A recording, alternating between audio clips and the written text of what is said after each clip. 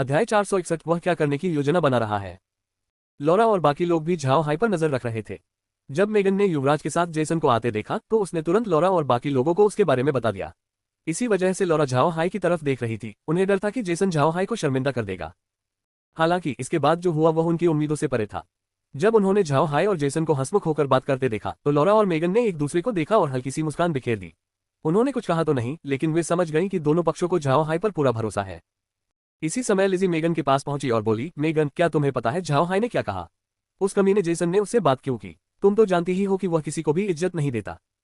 Megan ने लिजी की तरफ देखा और मुस्कुराए बिना नहीं रह सकी। जेसन सचमुच एक अजीब इंसान था, ऐसा व्यक्ति जिसे दूसरों के चेहरे की परवाह नहीं थी। ये बात लिजी को चिढ़ा रही थी और इसी वजह से उसने जेसन को गाली दे दी। मेगन ने सिर हिलाते हुए कहा, मुझे भी नहीं पता, लेकिन जेसन के बारे में मैंने जो कुछ भी सुना है उससे तो यही लगता है कि उसने तारीफ के कोई शब्द नहीं कहे। दूसरी तरफ मुझे पूरा यकीन है कि बिग ब्रदर हाई को इसकी परवाह नहीं थी। हाँ, लिजी ने उलझन भरी नजरों से मेगन की ओर देखा, फिर बोली, परवाह? ऐसी स्थिति में उसे शर्मिंदा होने की परवाह क्यों नहीं होगी? क्या वह साहसी और ईमानदार नहीं है? मेगन मुस्कुराए और बोली, इसमें अजीब क्या है? क्या साहसी और ईमानदार न होने से सम्राट नाराज हो जाएंगे? जेसन एक इंसान के तौर पर बुरा नहीं है, वह बस ऐसी बातें कह देता है जिन्हें कोई सुनना नहीं चाहता। जरा सोचो, वह जो हमेशा कहता है वही किसी व्यक्ति की सबसे बड़ी कमी होती है।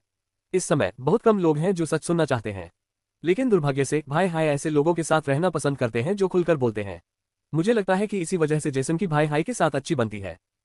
लिजी ने मेगन को अजीब नजरों से देखा, फिर आगे बढ़कर फुसफुसाते हुए कहा, मेगन, क्या तुम झाओ हाई के साथ सचमुच खुश हो?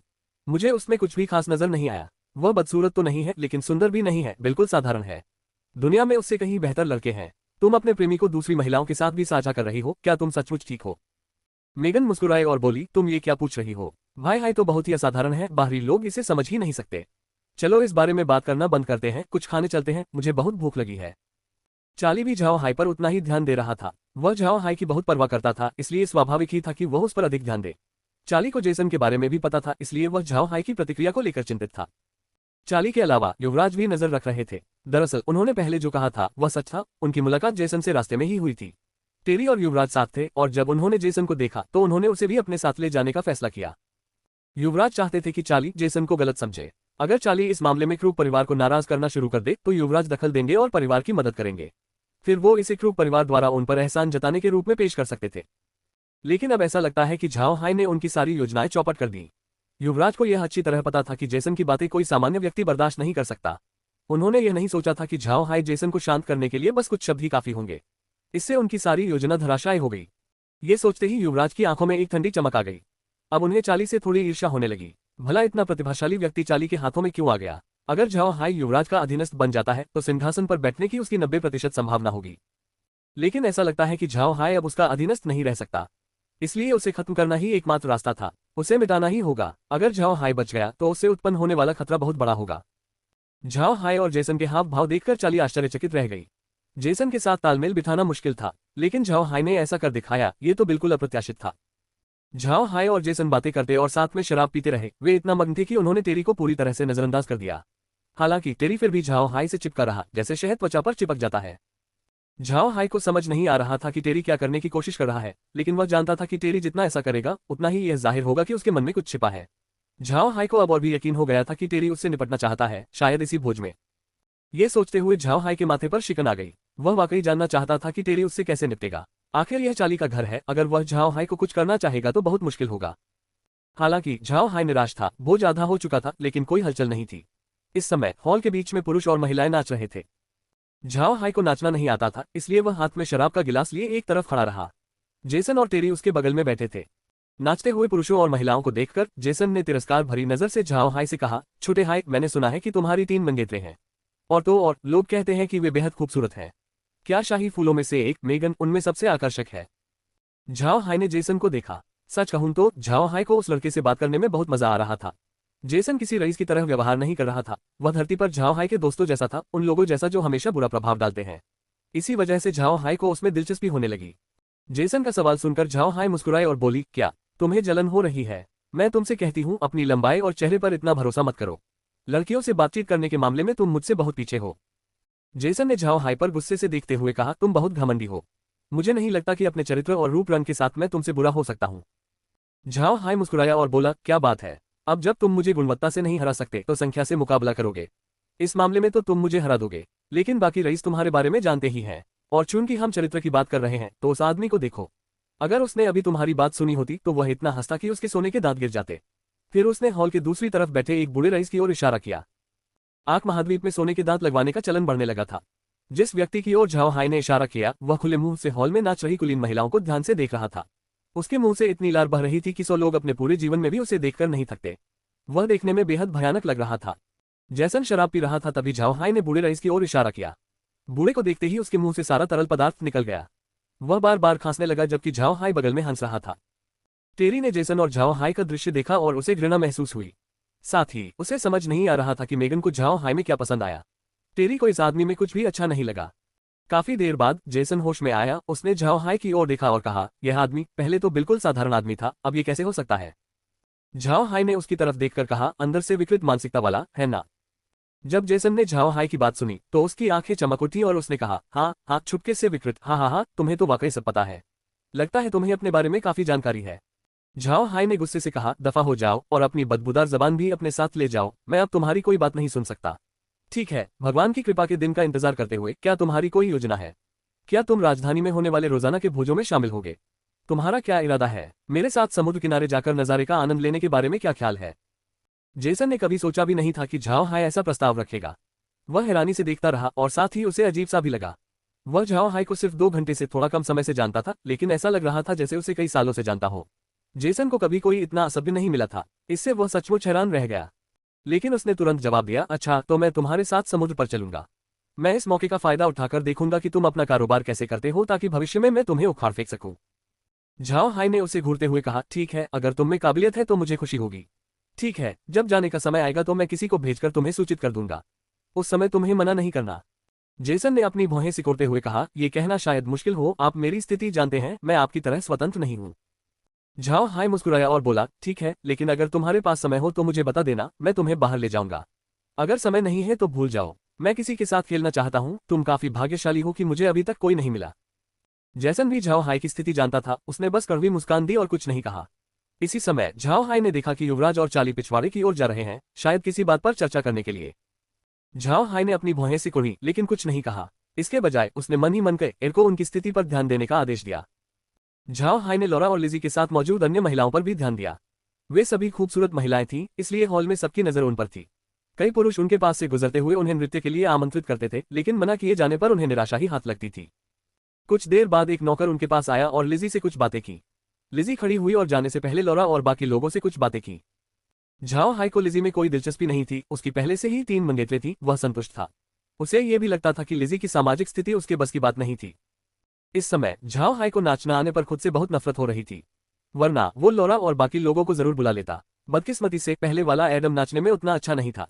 इसी वजह से पार्टियों में कोई उसे नाचने के लिए नहीं कहता था, और ऊपर से उसे नाचने की प्रैक्टिस करना भी पसंद नहीं था, इसलिए नाचना उसके लिए और भी मुश्किल हो गया था। झाओ हाय के बारे में और कुछ कहने को नहीं था। धरती पर वह बस एक पढ़ाकू लड़का था। वहीं पारंपरिक नृत्य का अभ्यास करने वाला भी लगभग कोई नहीं था। अगर वह उछल कूद करते हुए लोगों के पास जाता तो लोग उसे अजीब निगाहों से देखते। झाओ हाय ने अफसोस भरी आह भरी। उसे लगा कि उसने लॉरा और बाकी लड़कियों के साथ कुछ नाइंसाफी की है। आमतौर पर लड़कियां दावत में होने वाले नृत्यों में शामिल होना चाहती हैं। उन्हें अपनी खूबसूरती दिखाना अच्छा लगता है, लेकिन अफसोस की बात है कि झाओ हाय को नृत्य नहीं आता था, इसलिए उन्हें किनारे बैठना पड़ा। जैसन ने झाओ हाय की उपस्थिति पर ध्यान दिया। वह हल्की सी मुस्कान के साथ बोला, क्या बात है, तुम अपने मंगेतर के साथ नाचना चाहते हो, तो क्यों न तुम जाकर उन्हें भी बुला लो। झाओ हाय ने उसे खाली निगाहों से देखा और कहा, तुम्हें मेरे मामलों में दखल देने की जरूरत नहीं है। अगर मैं नाचना नहीं चाहती तो मैं नहीं नाचूंगी। मैंने बहुत पहले ही नाचना छोड़ दिया था। जेसन ने हैरानी भरे चेहरे से झाओ हाय की ओर देखा, तुम नाचोगे नहीं, या फिर तुम नाच ही नहीं सकते? क्या ये सबसे बुनियादी सबक नहीं है जो सभी रईसों को सिखाया जाता है? तुम क्यों नहीं नाच सकते? झाओ हाय ने चिढ़कर कहा, मेरे परिवार ने मुझे नृत्य सिखाने के लिए जिस व्यक्ति को बुलाया था वह एक बूढ़ा आदमी था। उस समय मुझे सुंदर लड़कियां पसंद थीं और उस बूढ़े आदमी में मेरी कोई दिलचस्पी नहीं थी। इसी वजह से मैंने उस बूढ़े आदमी को भगा दिया। उसके बाद से किसी ने भी मुझे नृत्य सिखाने की हिम्मत नहीं की। जब जेसन ने झाओ हाय का जवाब सुना तो वह हंसे बिना नहीं रह सका और बोला, भाई तुम बहुत अच्छे हो। मैंने इसके बारे में सोचा ही नहीं था, ये बहुत बढ़िया विचार है। शिक्षक को भगाना, मैं अगली बार यही कोशिश करूंगा। झाओ हाय ने आंखें घुमाई और अपना ध्यान बीच में नाच रहे पुरुषों और महिलाओं की ओर मोड़ा। ये जेसन वाकई बुरी संगत लाता है। इसी समय एक नौकर झाओ हाय के पास आया और बोला, महाराज पिछवाड़े में आपका इंतजार कर रहे हैं, उन्होंने आपको बुलवाया है। झाओ हाय ने सिर हिलाया और जेसन से कहा, मुझे जाना होगा। फिर वह टेरी की ओर मुड़ा और बोला, भाई टेरी, मैं थोड़ी देर के लिए जा रहा हूँ। टेरी मुस्कुराया और बोला, जाओ जाओ, हम तुम्हारा यहीं इंतजार करेंगे। शायद ये सिर्फ झाओ हाई के मन का वहम था, लेकिन टेरी की आवाज में जरूरत से ज्यादा उत्साह झलक रहा था। इससे झाओ हाई थोड़ा उलझन में पड़ गया और साथ ही साथ सतर्क भी हो गया। झाओ हाई नौकर के साथ पिछवाड़े की ओर चले। नौकर ने 2 चक्कर लगाए और फिर 3 और चक्कर लगाने के बाद वे एक छोटे से कमरे में पहुंचे। झाओ हाई के बैठते ही नौकर ने उन्हें 1 कप चाय दी और कहा, महाराज कृपया यहीं प्रतीक्षा कीजिए। महाराज पहले युवराज को विदा करेंगे, उसके बाद यहाँ आएंगे। झाओ हाई ने हैरानी से देखा। उसने नौकर की ओर देखकर कहा, क्या युवराज जा रहे हैं? नौकर ने सिर हिलाकर कहा, जी हाँ, क्योंकि युवराज जी जा रहे हैं, इसलिए तीसरे राजकुमार जी उन्हें विदा करेंगे। मुझे साहब से थोड़ा इंतजार करने के लिए कहना पड़ेगा। झाओ हाई ने नौकर की आंखों में गौर से देखा। चाय परोसने के बाद नौकर तुरंत कमरे से चला गया। झाओ हाई के नौकर को घूरने का कारण ये था कि नौकर झूठ बोल रहा था। काय एर ने उसे बताया था कि चाली अभी भी युवराज से बात कर रहा है। इसका मतलब था कि युवराज अभी भी नहीं जा रहे हैं। उसने झूठ क्यों बोला? वह क्या करना चाहता है? झाओ हाई के मन में कई सवाल उठ रहे थे। अगर नौकर चाली के महल से परिचित न होता तो झाओ हाई सोचता कि वह युवराज का अधीनस्थ है, लेकिन नौकर के व्यवहार और महल में चाय परोसने के उसके अनुभव को देखकर झाओ हाई और भी उलझन में पड़ गया।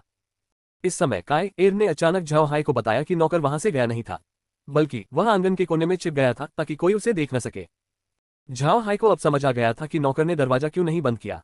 वह उसकी स्थिति देखना चाहता था। अब झाओ हाई को नौकर की पहचान पर और भी संदेह होने लगा था। आखिर वह क्या करने की योजना बना रहा था?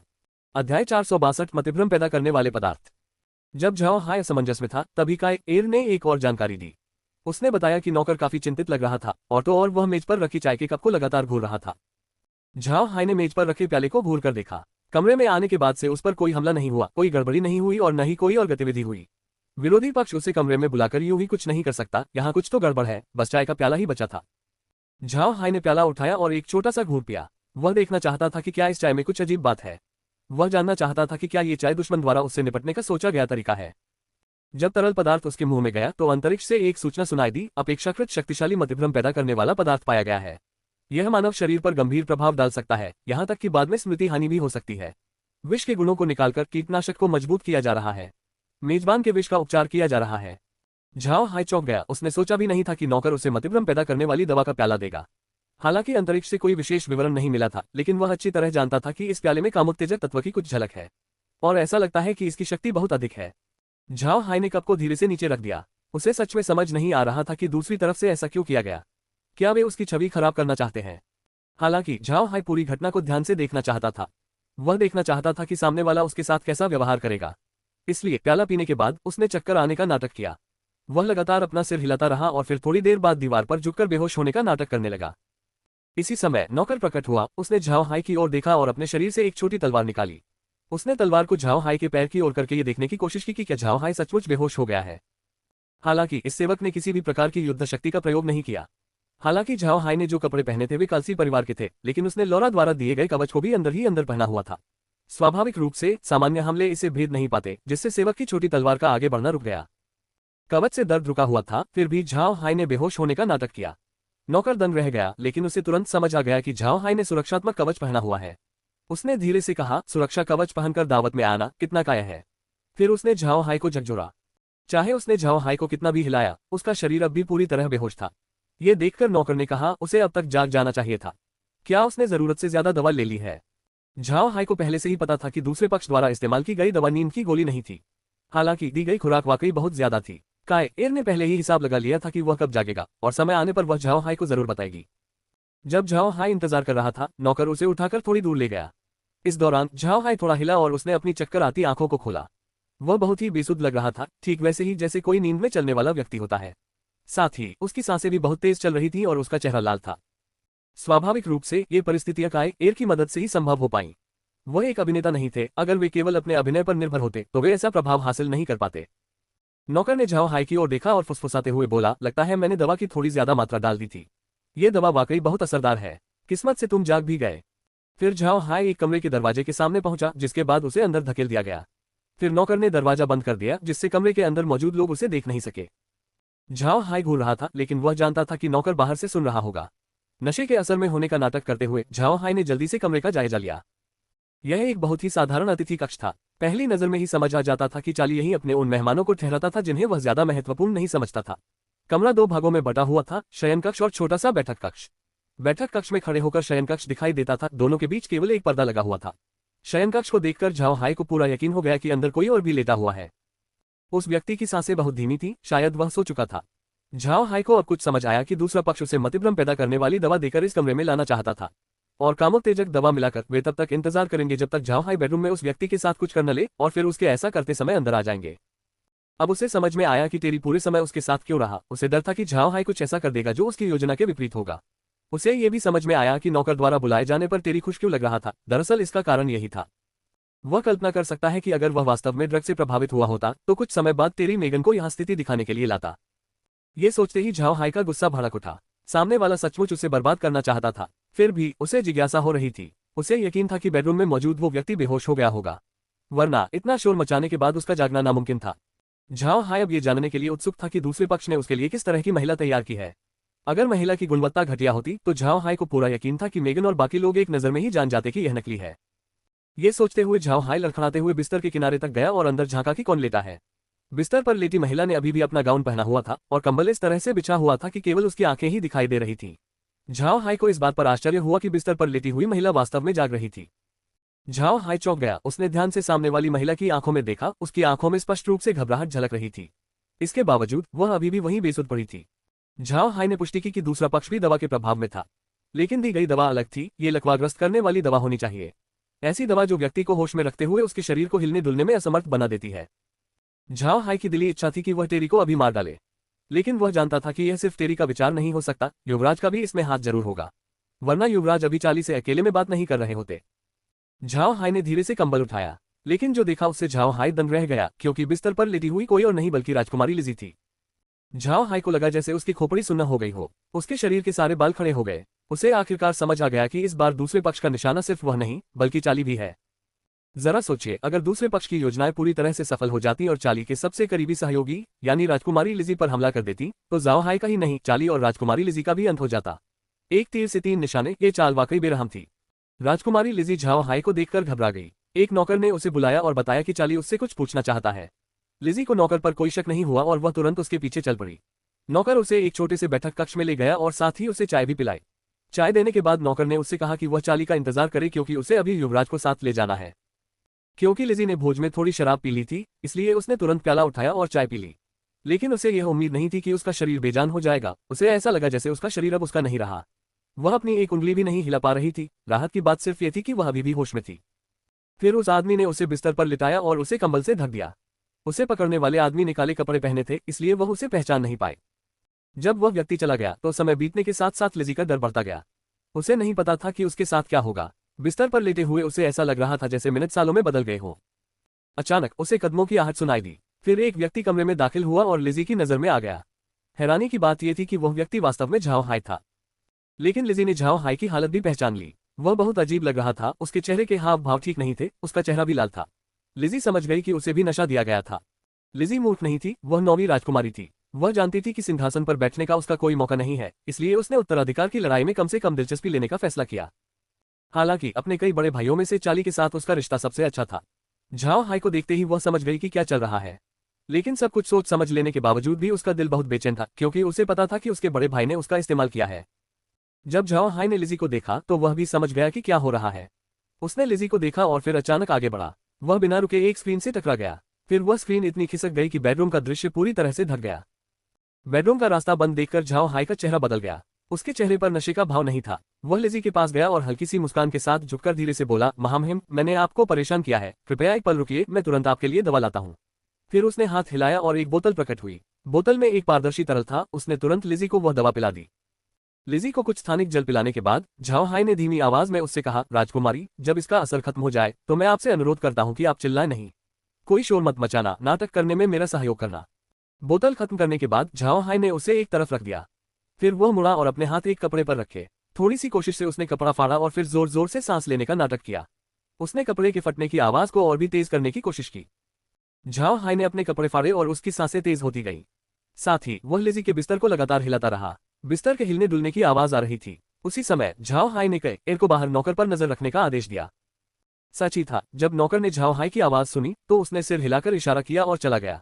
नौकर के चले जाने पर झाओ हाई ने अपने फाड़े हुए कपड़े उठाए और लिजी की ओर देखकर कहा, राजकुमारी, कृपया जल्दी उठिए, आपको यहां से जाना होगा।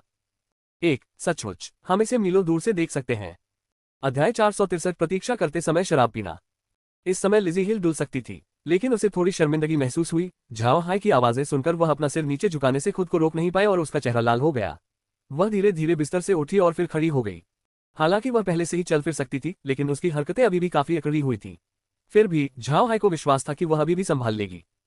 जब लिजी खड़ी हुई तो झाओ हाई तुरंत आगे बढ़कर उसे पकड़कर कुर्सी पर बैठा दिया। जब झाओ हाई का हाथ लिजी को छुआ तो उसका शरीर अनजाने में हल्का सा कांप उठा। सुरक्षा की भावना महसूस करते हुए वह तुरंत शांत हो गई। झाओ हाई को इन सब बातों की कोई जानकारी नहीं थी। उसने लिजी की ओर मुड़कर फुसफुसाते हुए कहा, महामहिम, जब आपकी शक्ति वापस आ जाए तो तुरंत कमरे से बाहर निकल जाइए। दूसरे पक्ष के आने से पहले आपको ऐसा करना होगा। फिर वह एक कदम पीछे हटकर बिस्तर को ठीक करने लगा। इस समय तक लिजी ठीक हो चुकी थी। उसने झाओ हाई की ओर देखा और कहा, क्या साहब मेरे साथ नहीं चलेंगे? झाओ हाई ने हल्की मुस्कान के साथ कहा, नाटक में अभिनय करते समय उसे अंत तक देखना स्वाभाविक है। जब तक महाराज ठीक हैं तब तक उनकी सारी चालें बेकार हैं। महाराज को जल्दी से यहाँ से चले जाना चाहिए। इसके अलावा आप यहाँ से जितना दूर जाएंगे उतना ही अच्छा होगा। जब दूसरी पार्टी बाद में लोगों को यहाँ लाएगी तो आप उनके पीछे जा सकते हैं। लिजी ने झाओ हाई को घूरकर देखा और फिर झुककर कहा, लिजी को महोदय का धन्यवाद करना है। लिजी इस उपकार को कभी नहीं भूलेगी। झाओ हाई ने हल्की मुस्कान के साथ कहा, महामहिम आप बहुत विनम्र हैं। कृपया अंदर आइए। लिजी ने सिर हिलाया और कमरे से बाहर जाने के लिए मुड़ गई। झाओ हाई ने पहले ही जांच कर ली थी कि नौकर पहले ही जा चुका है, इसलिए लिजी निश्चिंत होकर जा सकती थी, उसे कोई देख नहीं पाएगा। अब झाओ हाई ये देखना चाहता था कि सामने वाला व्यक्ति इस स्थिति को देखकर कैसी प्रतिक्रिया देगा। बिस्तर ठीक करने के बाद झाओ हाई ने शयन कक्ष की खिड़कियों को फिर से व्यवस्थित किया और बैठक कक्ष में बैठ गया। उसने मेज पर शराब की एक बोतल और कई तरह के नाश्ते रखे। यहाँ लोगों को बस एक ही चीज दिखाई दे रही थी, एक आदमी अकेले ही अपनी शराब और नाश्ते का आनंद ले रहा था। जब वह आनंद ले रहा था तब वह नौकर, जो झाओ हाई की आवाजें सुनकर चला गया था, इस डर से काफी दूर चला गया कि कहीं कोई उसे वहां न देख ले। वह फिलहाल समय का इंतजार कर रहा था। उसने लिजी को जो दवा दी थी वह समय बीतने के साथ कमजोर होती जाएगी। लिजी के ठीक होने का समय आते ही वह योजना के अगले चरण को अंजाम देगा। इस तरह जब लोग कमरे में पहुंचेंगे तो वे लिजी को झाओ हाई के हमले से जूझते हुए देखेंगे। नौकर को अपनी योजना पर पूरा भरोसा था, लेकिन फिर भी उसे पकड़े जाने का बहुत डर था। इसी वजह से वह झाओ हाई के कमरे से काफी दूर रहा। उसे इस बात का पता नहीं था कि लिजी पहले ही जा चुकी है। जब उसके अनुमान के अनुसार समय आया तो उसे लगा कि अब अगले चरण को अंजाम देने का समय आ गया है। इसलिए वह जोर से चिल्लाया, अच्छा नहीं, अच्छा नहीं, राजकुमारी गायब है। हालांकि वह दिखाई नहीं दे रहा था, फिर भी उसकी आवाज हॉल में मौजूद हर व्यक्ति तक पहुंच गई। सभी ने अपना काम रोक दिया और चौंक गए। जब लौरा और बाकी लोगों को पता चला कि झाओ हाई को नौकर ने बुलाया है तो वे तुरंत समझ गए कि कुछ गड़बड़ है। यह दृश्य स्पष्ट रूप से झाओ हाई को लक्षित करके बनाया गया था। लौरा और बाकी लोगों के चेहरे का रंग बदलना लाजमी था। लोग खड़े होकर चले गए। मेगन ने टेरी पर एक नजर डाली और उसके चेहरे पर एक घमंडी भाव देखा। मेगन तुरंत समझ गई कि यह सब टेरी की करतूत है। मेगन ने टेरी को घूरते हुए अपने होंठ दबा लिए। फिर वह लौरा के पीछे पीछे चली गई जब समूह बाहर निकल गया। 2. टेरी इतना स्वाभिमानी था कि मेगन की नजर को नजरअंदाज नहीं कर सका। अगर वह ऐसा करता तो कोई नहीं जानता कि वह क्या सोच रहा होता। दूसरी ओर जब चार्ली ने नौकर की आवाज सुनी तो उसका चेहरा उतर गया। उसके महल के नौकर अच्छी तरह से प्रशिक्षित थे। अगर लिजी सचमुच लापता भी हो जाती तो वे निश्चित रूप से चिल्लाने और इतना हंगामा करने से बचते। ये चीख पुकार निश्चित रूप से उसके महल के लोगों की नहीं थी। अगर यह वाकई उसके महल का कोई व्यक्ति था तो नौकर को निश्चित रूप से किसी और ने रिश्वत देकर काम पर रखा होगा। ये सोचते हुए चार्ली ने अनजाने में युवराज की ओर देखा। युवराज की आंखों में घमंड झलक रहा था, लेकिन युवराज ने चेहरे पर भाव बदलने का नाटक किया। खड़े होकर बोले, छोटी बहन। छोटी बहन के साथ ऐसा हादसा कैसे हो सकता है? फिर वे भी बाहर चले गए। चार्ली के चेहरे पर गुस्सा साफ झलक रहा था। फिर वह चिंतित हो गया। उसे एहसास हुआ कि उससे लापरवाही हो गई है। यह उसका घर था और वह ये देख नहीं पाया कि अंदर एक साजिश रची जा रही है। चार्ली तुरंत युवराज के पीछे पीछे चल पड़ा। उसी समय हॉल में मौजूद सभी रईस भी पिछवाड़े की ओर जा रहे थे। टेरी बीच में खड़ा एक नौकर से बात कर रहा था। चार्ली और युवराज पहुंचे। टेरी ने उन दोनों को आते देख नौकर को रिहा कर दिया और फिर झुककर अभिवादन किया। महामहिम युवराज, महामहिम तृतीय राजकुमार। ये नौकर सिर्फ एक रिपोर्ट देने आया था। चार्ली ने नौकर को देखा और उसे घूरने से खुद को रोक नहीं पाया। नौकर दरअसल उसके अपने घर का ही था। उसने उसे पहले भी देखा था, लेकिन उसने सोचा भी नहीं था कि यह आदमी युवराज का गुलाम होगा। उसी समय चार्ली का दिल बैठ गया। वह जानता था कि युवराज द्वारा इतनी महत्वपूर्ण चीज को त्यागने का मतलब है कि कोई उचित परिणाम अवश्य ही प्राप्त हुआ होगा। लगता है कि आज के बाद हालात अच्छे नहीं रहेंगे। चार्ली ये देखना चाहता था कि भीड़ में से किसे फंसाया जा रहा है। उसका मानना था कि जो लोग इसमें शामिल थे उन्हें इन लोगों के बीच नहीं होना चाहिए। जब उसने देखा कि झाओ हाई कहीं नजर नहीं आ रहा है तो चार्ली की धड़कनें तेज हो गईं। चार्ली का दिल और भी ज्यादा डूब गया। उसे झाओ हाई के अलावा किसी और की परवाह नहीं थी। झाओ हाई उसके भविष्य की योजनाओं के लिए बहुत महत्वपूर्ण था। वह उसे पीछे नहीं छोड़ सकता था। इसी समय युवराज ने अपना मुंह खोला और पूछा, क्या हुआ? टेरी ने तीसरे राजकुमार की ओर देखा और कहा, राजकुमारी ने नौकर से कहा कि वह थक गई हैं, इसलिए उन्होंने आराम करने के लिए वापस जाने का सोचा। वही नौकर उनके पीछे गया, लेकिन जब वह अचानक पिछवाड़े में जागा तो वह चौंक गया। उसी समय वह चिल्ला उठा। चार्ली ने नौकर की ओर देखा और कहा, क्या ये सच है? नौकर ने सिर झुकाकर कहा, जब राजकुमारी ने मुझसे कहा कि वह थक गई हैं, तो मैं उन्हें आराम करने के लिए पिछवाड़े ले गया। लेकिन जब हम वहां पहुंचे तो मुझे चोट लगी और मैं बेहोश हो गया। उसके बाद मुझे कुछ याद नहीं है। चार्ली ने नौकर को ठंडी निगाहों से देखा। उसने उसे डांटने का सोचा भी नहीं, क्योंकि इस समय इसका कोई फायदा नहीं था। ये सब निश्चित रूप से युवराज के समूह द्वारा रचा गया था। चार्ली के पास इसके अंजाम को देखने के अलावा कोई चारा नहीं था। युवराज ने चार्ली को और सवाल पूछने का मौका तो दिया, लेकिन उन्होंने तुरंत आदेश दिया, तुरंत महल के चारों ओर देखो, पता करो कि राजकुमारी अभी भी अंदर है या नहीं। हालांकि रईस लोग हिले तक नहीं। ये मामले उनके दखल देने लायक नहीं थे। इसके अलावा ये चार्ली का महल था, वे यहाँ यूं ही इधर उधर नहीं घूम सकते थे। वे मूर्ख नहीं थे, इसलिए वे अपनी जगह पर ही खड़े रहे और एक कदम भी आगे नहीं बढ़े। इसी समय एक अन्य सेवक ने अचानक चिल्लाकर कहा, महाराज, मैंने अभी अभी एक व्यक्ति को राजकुमारी को पकड़े हुए कहीं जाते हुए देखा है। मानो समन्वय से युवराज ने तुरंत पूछा, ये कौन है? आपने किसे देखा? नौकर ने चार्ली की तरफ देखा और डर का नाटक करते हुए कहा, ये किसी से मिलता जुलता है, शायद श्री झाओ हाय से। चार्ली ने नौकर की ओर देखा और पाया कि वह भी उसके महल का नौकर था। वह सिर्फ नौकर होने का दिखावा करने वाला नहीं था। ये देखकर उसके पसीने छूट गए। उसने कभी सोचा भी नहीं था कि उसके महल में इतने सारे गद्दार होंगे। उसी समय जब उसने नौकर को ये कहते सुना कि झाओ हाय लिजी को लेकर किसी खास दिशा में जा रहा है, तो उसका सिर चकराने लगा। उसे अच्छी तरह समझ आ गया था कि झाओ हाय और लिजी को फंसाया गया है। अब उसे युवराज की योजना समझ आ गई थी, और इस योजना के 4 लक्ष्य थे। पहला शिकार तो स्वाभाविक रूप से चार्ली ही था। अगर लिजी के महल में कोई दुर्घटना हो जाती है और झाओ हाय दोषी निकलता है, तो चार्ली का अंत निश्चित है। सिंहासन के लिए संघर्ष की बात तो छोड़ ही दीजिए, उत्तराधिकारी के रूप में उसका दर्जा भी रद्द किया जा सकता है। दूसरा निशाना झाओ हाय था। झाओ हाय की ताकत जगजाहिर थी, और जो भी पक्ष उसकी मदद लेता उसकी ताकत निश्चित रूप से बढ़ जाती। इसी वजह से दूसरा निशाना स्वाभाविक रूप से झाओ हाय ही था। तीसरी चिड़िया लिजी थी। हालांकि लिजी केवल एक राजकुमारी थी और उसे उत्तराधिकार का कोई अधिकार नहीं था, फिर भी वह वर्तमान सम्राट की सबसे प्रिय संतान थी। यदि लिजी के साथ कोई दुर्घटना हो जाती तो वह पूरे शाही परिवार को कलंकित कर देती। इसके साथ ही उसके लिए अपने पिता का स्नेह प्राप्त करना असंभव हो जाता। ये लिजी की मृत्यु के समान था, और उसके बाद लिजी के लिए चार्ली की मदद करना भी असंभव हो जाता। चौथा संदिग्ध केल्सी परिवार होगा। भले ही केल्सी परिवार ने खुद को काफी हद तक अलग कर लिया हो, लेकिन झाओ हाय के इस मामले में शामिल होने के कारण उनका इसमें फंसना नामुमकिन है। चार्ली राजनीति में काफी प्रतिभाशाली था, इसीलिए वह हर बात को पल भर में समझ जाता था। वह युवराज की ओर देखे बिना नहीं रह सका। युवराज आमतौर पर बिना किसी उत्साह के काम करते थे, लेकिन जब वे कोई कदम उठाते तो उसके परिणाम आसमान को हिला देने वाले होते थे। अब चार्ली को समझ आ गया कि टेरी और युवराज एक साथ क्यों आए थे, वरना वे इस नाटक में सहयोग नहीं कर रहे होते। जेसन को देखकर चार्ली को लगा कि वह निश्चित रूप से इसमें शामिल नहीं था। जेसन भीड़ के बीच खड़ा था, और जैसे ही उसने झाओ हाय का नाम पुकारा सुना, उसका चेहरा उतर गया। उसका चेहरा देखकर ऐसा नहीं लग रहा था जैसे वह इस योजना में शामिल हो। अंत में चार्ली कुछ नहीं कर सका। वह केवल यही कामना कर सकता था कि झाओ हाय ठीक हो, कि वह दूसरे पक्ष की योजना के अनुसार न चल रहा हो। लेकिन चार्ली यह भी जानता था कि ऐसा होने की संभावना बहुत कम थी। अगर युवराज की योजना विफल हो जाती तो वे अभी इतना हंगामा नहीं मचा रहे होते। जब चार्ली इन सब बातों के बारे में सोच ही रहा था, तब युवराज ने नौकर को आदेश देकर उन्हें उस कमरे की ओर ले जाने का फैसला कर लिया जिसमें झाओ हाय मौजूद था। हालांकि झाओ हाय अभी भी अपने कमरे में बैठा था, फिर भी वह मॉनिटर के जरिए स्थिति पर नजर रख सकता था। वह हर चीज पर ध्यान दे रहा था। उसने लिजी को समूह के ठीक पीछे आते हुए भी देखा, जिसके चेहरे पर एक शरारती मुस्कान थी। झाओ हाय ने हल्की सी मुस्कान दिखाई और फिर गंभीर स्वर में कहा, उन दोनों नौकरों पर ध्यान देना। उन्हें भागने मत देना, न ही उन्हें आत्महत्या करने देना। हमें एक संभावित मुखबिर की जरूरत है। मुझे उनसे व्यक्तिगत बयान लेने के लिए उन्हें हिरासत में रखना होगा। कैएर ने सिर हिलाया। 1 नई लड़की ले आओ। 2 कितना खतरनाक है। मेगन तो उसके चेहरे के हाव भाव से ही सब कुछ समझ जाती है। ये क्या हो रहा है? अध्याय 464 मुझे देखना होगा। इस समय युवराज को सेवक द्वारा एक दरवाजे के सामने लाया गया था। सेवक ने दरवाजे की ओर इशारा करते हुए कहा, महाराज झाओ हाय यहाँ गए हैं। सेवक को उन्हें बताने की आवश्यकता नहीं थी, क्योंकि दीपक पहले से ही जल रहा था और वे पहले से ही जानते थे कि अंदर कोई है। लौरा और बाकी लोग चिंतित चेहरों के साथ भीड़ के पीछे पीछे चल पड़े। वहीं आसपास के लोग समूह को अजीब निगाहों से देख रहे थे। ये लोग मूर्ख नहीं थे, उन्हें अच्छी तरह पता था कि झाओ हाय को फंसाया गया है। इसी वजह से वे इस स्थिति से ज्यादा हैरान नहीं हुए। उस समय भीड़ इस स्थिति को नाटक की तरह देख रही थी। इनमें से ज्यादातर लोगों को तो दूसरे की बदकिस्मती देखकर आनंद भी आ रहा था।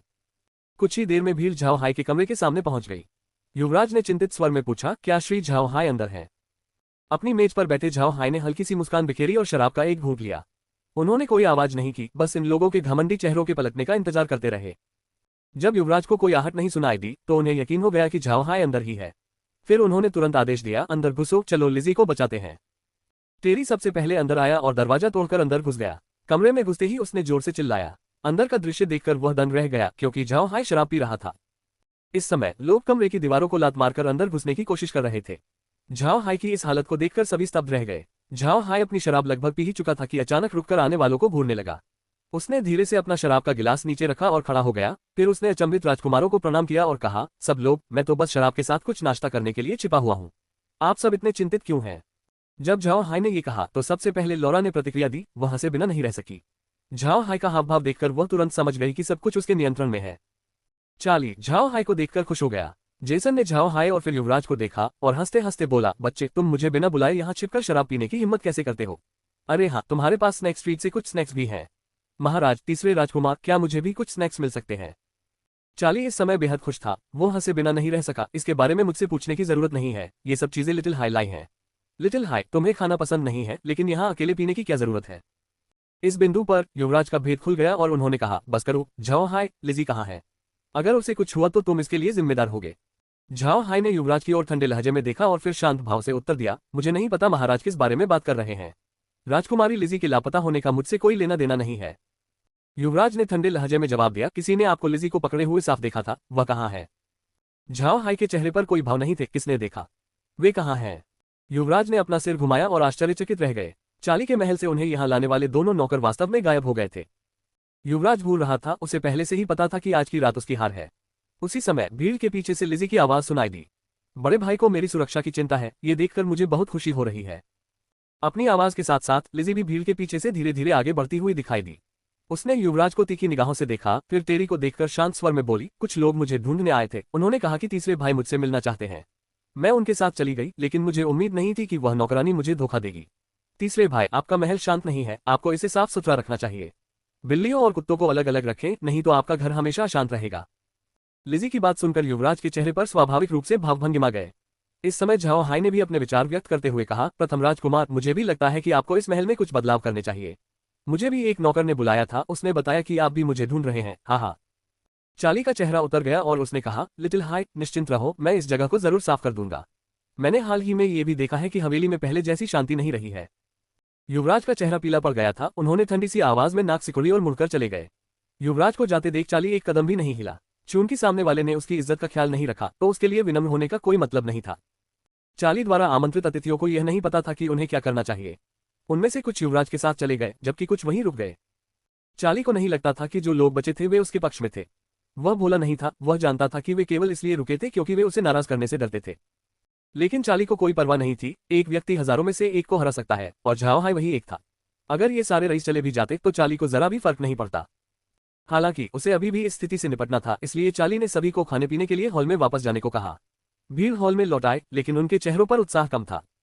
झाओ हाई उनके साथ वापस नहीं लौटा, वह कमरे में ही रुका रहा और जेसन के साथ शराब पीता रहा। लॉरा और बाकी लोग भी नहीं गए, वे झाओ हाई के साथ ही रहे। सबसे आश्चर्यजनक बात यह थी कि लिजी भी वहीं रुकी रही। झाओ हाई और जेसन मेज पर बैठे शराब पी रहे थे, जबकि लॉरा और बाकी लोग किनारे पर बातें कर रहे थे। जेसन ने महिलाओं के समूह को देखा और फिर लिजी की ओर देखा, इससे पहले कि वह झाओ हाई की ओर झुककर बोले, भाई, क्या हुआ? क्या सच में पहले कुछ हुआ था? राजकुमारी लिजी तुम्हें अजीब तरह से क्यों देख रही है? एक झाओ हाई ने उसकी ओर देखकर कहा, बकवास मत करो, मैं बल बच गया। अगर सच में ऐसा हुआ होता तो मैं अभी मर चुका होता। स्वाभाविक रूप से उसने भी धीमी आवाज में कहा। जेसन ने उसकी बात सुनने के बाद अपना शराब का गिलास मेज पर रख दिया और झाओ हाई की ओर देखते हुए कहा, छोटे हाई, क्या तुम सच कह रहे हो? क्या उन्होंने सचमुच तुम्हारे खिलाफ साजिश रची थी? झाओ हाई ने चिढ़कर कहा, मैं इस मामले में तुम्हें धोखा नहीं दूंगा।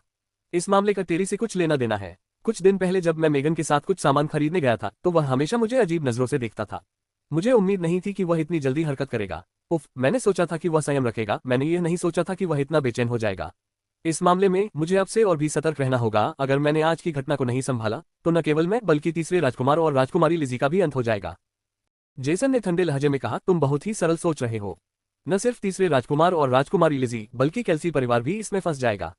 साथ ही तुम्हारा बुढ़ा वंश भी खत्म हो जाएगा। उसके बाद तुम्हारे वंश के पास इस महाद्वीप में बसने के लिए कोई जगह नहीं बचेगी। झाओ हाई ने नाक सिकोड़ी। फिर जेसन ने गंभीरता से कहा, मुझे नहीं लगा था कि टेरी इतना शातिर खलनायक होगा। लेकिन लिटिल हाई, तुम्हें ये भी पता होना चाहिए कि तुमने युवराज को भी नाराज कर दिया है। तुम्हें खुद को तैयार कर लेना चाहिए।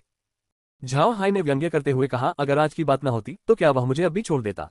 मैं अब तीसरे राजकुमार के पक्ष में हूँ। मैं पहले से ही युवराज का दुश्मन हूँ। उसका मुझे छोड़ देना तो और भी अजीब बात होगी। जेसन ने आह भरी और फिर चुप हो गया। झाओ हाई भी जानता था कि जेसन के पास इस मामले में कहने के लिए कुछ नहीं है। उसने जेसन की ओर देखा और गंभीर स्वर में कहा, जेसन, मैं आज तुमसे कह रहा हूं कि अगर तुम उनके समूह के साथ नजदीकी रखोगे तो ये तुम्हारे लिए अच्छा नहीं होगा। अगली बार उनसे मिलते समय सावधान रहना। जेसन ने सिर हिलाया और फिर झाओ हाई के साथ शराब पीना जारी रखा। लॉरा और बाकी लोग अभी भी एक तरफ खड़े होकर आपस में बातें कर रहे थे। थोड़ी देर बाद चार्ली अंदर आया। दावत पहले ही खत्म हो चुकी थी। माहौल बिगड़ जाने के कारण उसने योजना से पहले ही दावत खत्म करने का फैसला किया। चार्ली ने झाओ हाय और जेसन की ओर देखकर मुस्कुराते हुए कहा, तुम दोनों यहाँ बैठकर शराब पीते हुए कुछ ज्यादा ही आराम से हो गए हो। ठीक है लिटिल हाय, एक पल के लिए इधर आओ, मुझे तुमसे कुछ कहना है। झाओ हाय ने सिर हिलाया और फिर अपना शराब का गिलास नीचे रख दिया। जेसन ने अपना गिलास नीचे रखा और चार्ली की ओर मुड़कर कहा, महामहिम काफी देर हो चुकी है, मैं भी वापस जा रहा हूँ। चार्ली ने उसे रोका नहीं, उसने जेसन की ओर मुस्कुराते हुए कहा, ठीक है, अगर तुम्हारे पास समय हो तो तुम यहाँ वापस आकर मिल सकते हो। जेसन ने सिर हिलाया, फिर झाओ हाय की ओर मुड़कर कहा, छोटे हाय, अगर तुम्हारे पास समय हो तो मेरे परिवार के किले में आकर मुझे ढूंढ लेना। तुम्हें पता होना चाहिए कि कार्सन सिटी में मेरे ज्यादा दोस्त नहीं हैं, जब मौका मिले तो मुझे पीने के लिए बुला लेना। झाओ हाय ने सिर हिलाया और फिर मुस्कुराते हुए कहा, बेशक, आपको पीने के लिए एक अच्छी शराब तैयार करनी चाहिए। जेसन मुस्कुराया, नहीं नहीं, मेरी शराब तुम्हारी शराब के मुकाबले कुछ भी नहीं है। तुम शराब तैयार करो, मैं परोसे जाने वाले व्यंजन संभालता हूँ। झाओ हाय मुस्कुराया और बोला, तो मेरे दरवाजे पर दस्तक सुनने के लिए तैयार हो जाओ, मैं कुछ बढ़िया शराब लेकर आऊंगा। दोनों हंसे और फिर जेसन चार्ली के बंगले से निकल गया। जाते हुए जेसन को देखकर चार्ली मुस्कुराया और बोला, झाओ हाय, मैंने सोचा भी नहीं था कि कार्सन सिटी का बदजुबान जेसन तुम में दोस्त पाएगा। मुझे उम्मीद नहीं थी कि तुम उसकी बातों को संभाल पाओगे। झाओ हाय ने हल्की सी मुस्कान के साथ कहा, सच कहूं तो मुझे उसका स्वभाव पसंद है। बात बस इतनी है कि सच्चाई का सामना करने की हिम्मत बहुत कम लोगों में होती है, इसलिए वे उसे बर्दाश्त नहीं कर पाते। सौभाग्य से मैं बिल्कुल विपरीत हूँ, इसीलिए मैं उससे दोस्ती कर सकता हूँ। पास ही खड़ी लिजी झाओ हाय को घूरने से खुद को रोक नहीं पाए। मेगन ने भी उससे झाओ हाय के व्यक्तित्व के बारे में बात की। झाओ हाय की बातें सुनकर लिजी ने मेगन की ओर मुड़कर देखा और पाया कि मेगन झाओ हाय को निहार रही थी। चार्ली ने सिर हिलाया और कहा, ठीक है, चलो कहीं और चलते हैं। लिजी, तुम्हें वापस जाना चाहिए। लिजी ने सचमुच अपना सिर हिलाया और कहा, नहीं, मैं वापस नहीं जाऊंगी। तीसरे भाई, आज के मामले को देखते हुए मुझे अपनी सुरक्षा का बहुत डर है। मुझे आपके साथ ही जाना होगा। चार्ली ने लिजी की तरफ देखा और मन ही मन सोचा कि सारी गड़बड़ उसी की वजह से है। चूंकि उसने ही लिजी को फंसाया था, इसलिए उसके पास उसकी विनती ठुकराने का कोई कारण नहीं था। चार्ली ने आह भरी और कहा, ठीक है, मेरे साथ आओ। फिर सब लोग आंगन में बने बैठक कक्ष की ओर चल पड़े। जॉन येनमी और बाकी लोग भी वहीं उनका इंतजार कर रहे थे। लॉरा और बाकी लोग वहां से नहीं गए, वे झाओ हाय के साथ कमरे में चले गए।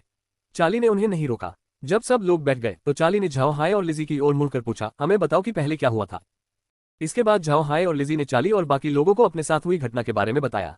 चार्ली जितना सुनता गया, उसका चेहरा उतना ही बिगड़ता गया। उसने कभी सोचा भी नहीं था कि युवराज इतना निर्दयी होगा। अगर उसकी योजना सफल हो गई तो इसके परिणाम बेहद भयानक होंगे। चार्ली मन ही मन झाओ हाय की सराहना किए बिना नहीं रह सका। अपनी रिपोर्ट देने के बाद झाओ हाय ने हाथ हिलाया और दो लोग प्रकट हुए। ये लोग स्वाभाविक रूप से दो नौकर थे। चार्ली ने दोनों नौकरों को देखा और घूरने से खुद को रोक नहीं पाया। जॉन और बाकी लोग भी झाओ हाय को घूर रहे थे। उन्हें उम्मीद नहीं थी कि झाओ हाय के कमरे में जीवित प्राणी भी रह सकते हैं। लेकिन जल्द ही जब झाओ हाय ने कहा, महामहिम को अपनी पहचान बताएं, तो वे समझ गए कि क्या हो रहा है। दोनों ने सिर हिलाया और फिर चार्ली को अपनी पहचान बताने लगे। ये सच था कि वे नौकरों के बेटे थे, हालांकि उनके माता पिता की पहचान युवराज द्वारा गुप्त रखी गई थी। चार्ली के मुख्य प्रबंधक को युवराज ने पहले ही खरीद लिया था, इसलिए उसने इन नौकरों की फर्जी पहचान का इस्तेमाल किया। वे वास्तव में चार्ली के नौकरों के बेटे नहीं थे, बल्कि युवराज के नौकर थे। चार्ली और बाकी लोग अब तक जान चुके थे कि इन दोनों को एडवांस लेवल एंडेड में बदल दिया गया है। उन्होंने झाओ हाय की क्रूरता पर आह भरी, लेकिन साथ ही साथ झाओ हाय की ताकत पर उनका भरोसा भी बढ़ गया। उन्हें झाओ हाय की इस कुशलता की उम्मीद नहीं थी कि वह आसानी से लोगों को एडवांस लेवल एंडेड में बदल सकता है। नौकरों द्वारा अपनी पृष्ठभूमि का खुलासा करने के बाद चार्ली चौंक गया। दरअसल स्टीवर्ट वह व्यक्ति था जिसका चार्ली बहुत सम्मान करता था। उसने कभी सोचा भी नहीं था कि वह व्यक्ति वास्तव में गद्दार होगा। चार्ली ने ठंडी सी आवाज में कहा, मैं धीरे धीरे उनका काम तमाम कर दूंगा। आज का मामला बहुत गंभीर था। सौभाग्य से लिटिल हाय बहुत सतर्क थी, वरना परिणाम भयानक होते। लिटिल हाय, तुम्हें कैसे पता चला कि कप में मतिभ्रम पैदा करने वाले पदार्थ थे? झाओ हाय ने हल्की सी मुस्कान के साथ कहा, कैसे? मैं एक डार्क मेज हूँ। ऐसे डार्क मेज जो जहर का इस्तेमाल नहीं करते बहुत दुर्लभ होते हैं। जहर के विशेषज्ञ के सामने उनकी चाल को पहचानना बहुत आसान था। चार्ली अपनी हंसी नहीं रोक पाए। बाकी लोग भी झाओ हाय को देखकर मुस्कुराए। उन्हें अंतरिक्ष के बारे में तो पता नहीं था, लेकिन विश्व के मामले में एक डार्क मेज की प्रतिष्ठा के बारे में महाद्वीप का हर व्यक्ति जानता था। इसलिए उन्होंने झाओ हाय की गवाही पर कोई संदेह नहीं जताया। हंसने के बाद चार्ली ने झाओ हाय की ओर मुड़कर कहा, छोटे हाय, अब हमें आगे क्या करना चाहिए? क्या हमें इस बार की बेइज्जती को सहना पड़ेगा? झाओ हाय ने ताना मारते हुए कहा, बिना जवाबी कार्रवाई के हार सहना, ये कैसे संभव है? जहां तक मैं देख रहा हूं, टेरी का युवराज के साथ जाना उनकी पहले से ही योजना थी। वे हम पर पूरा भरोसा करते हैं, लेकिन दुर्भाग्य से उनका भाग्य अब साथ छोड़ रहा है। चूंकि उन्होंने ही पहला कदम उठाया है, इसलिए मैं अब और नरमी नहीं बरतूंगा। महाराज, आपको इस मामले की चिंता करने की आवश्यकता नहीं है, मैं स्वयं इसका ध्यान रखूंगा।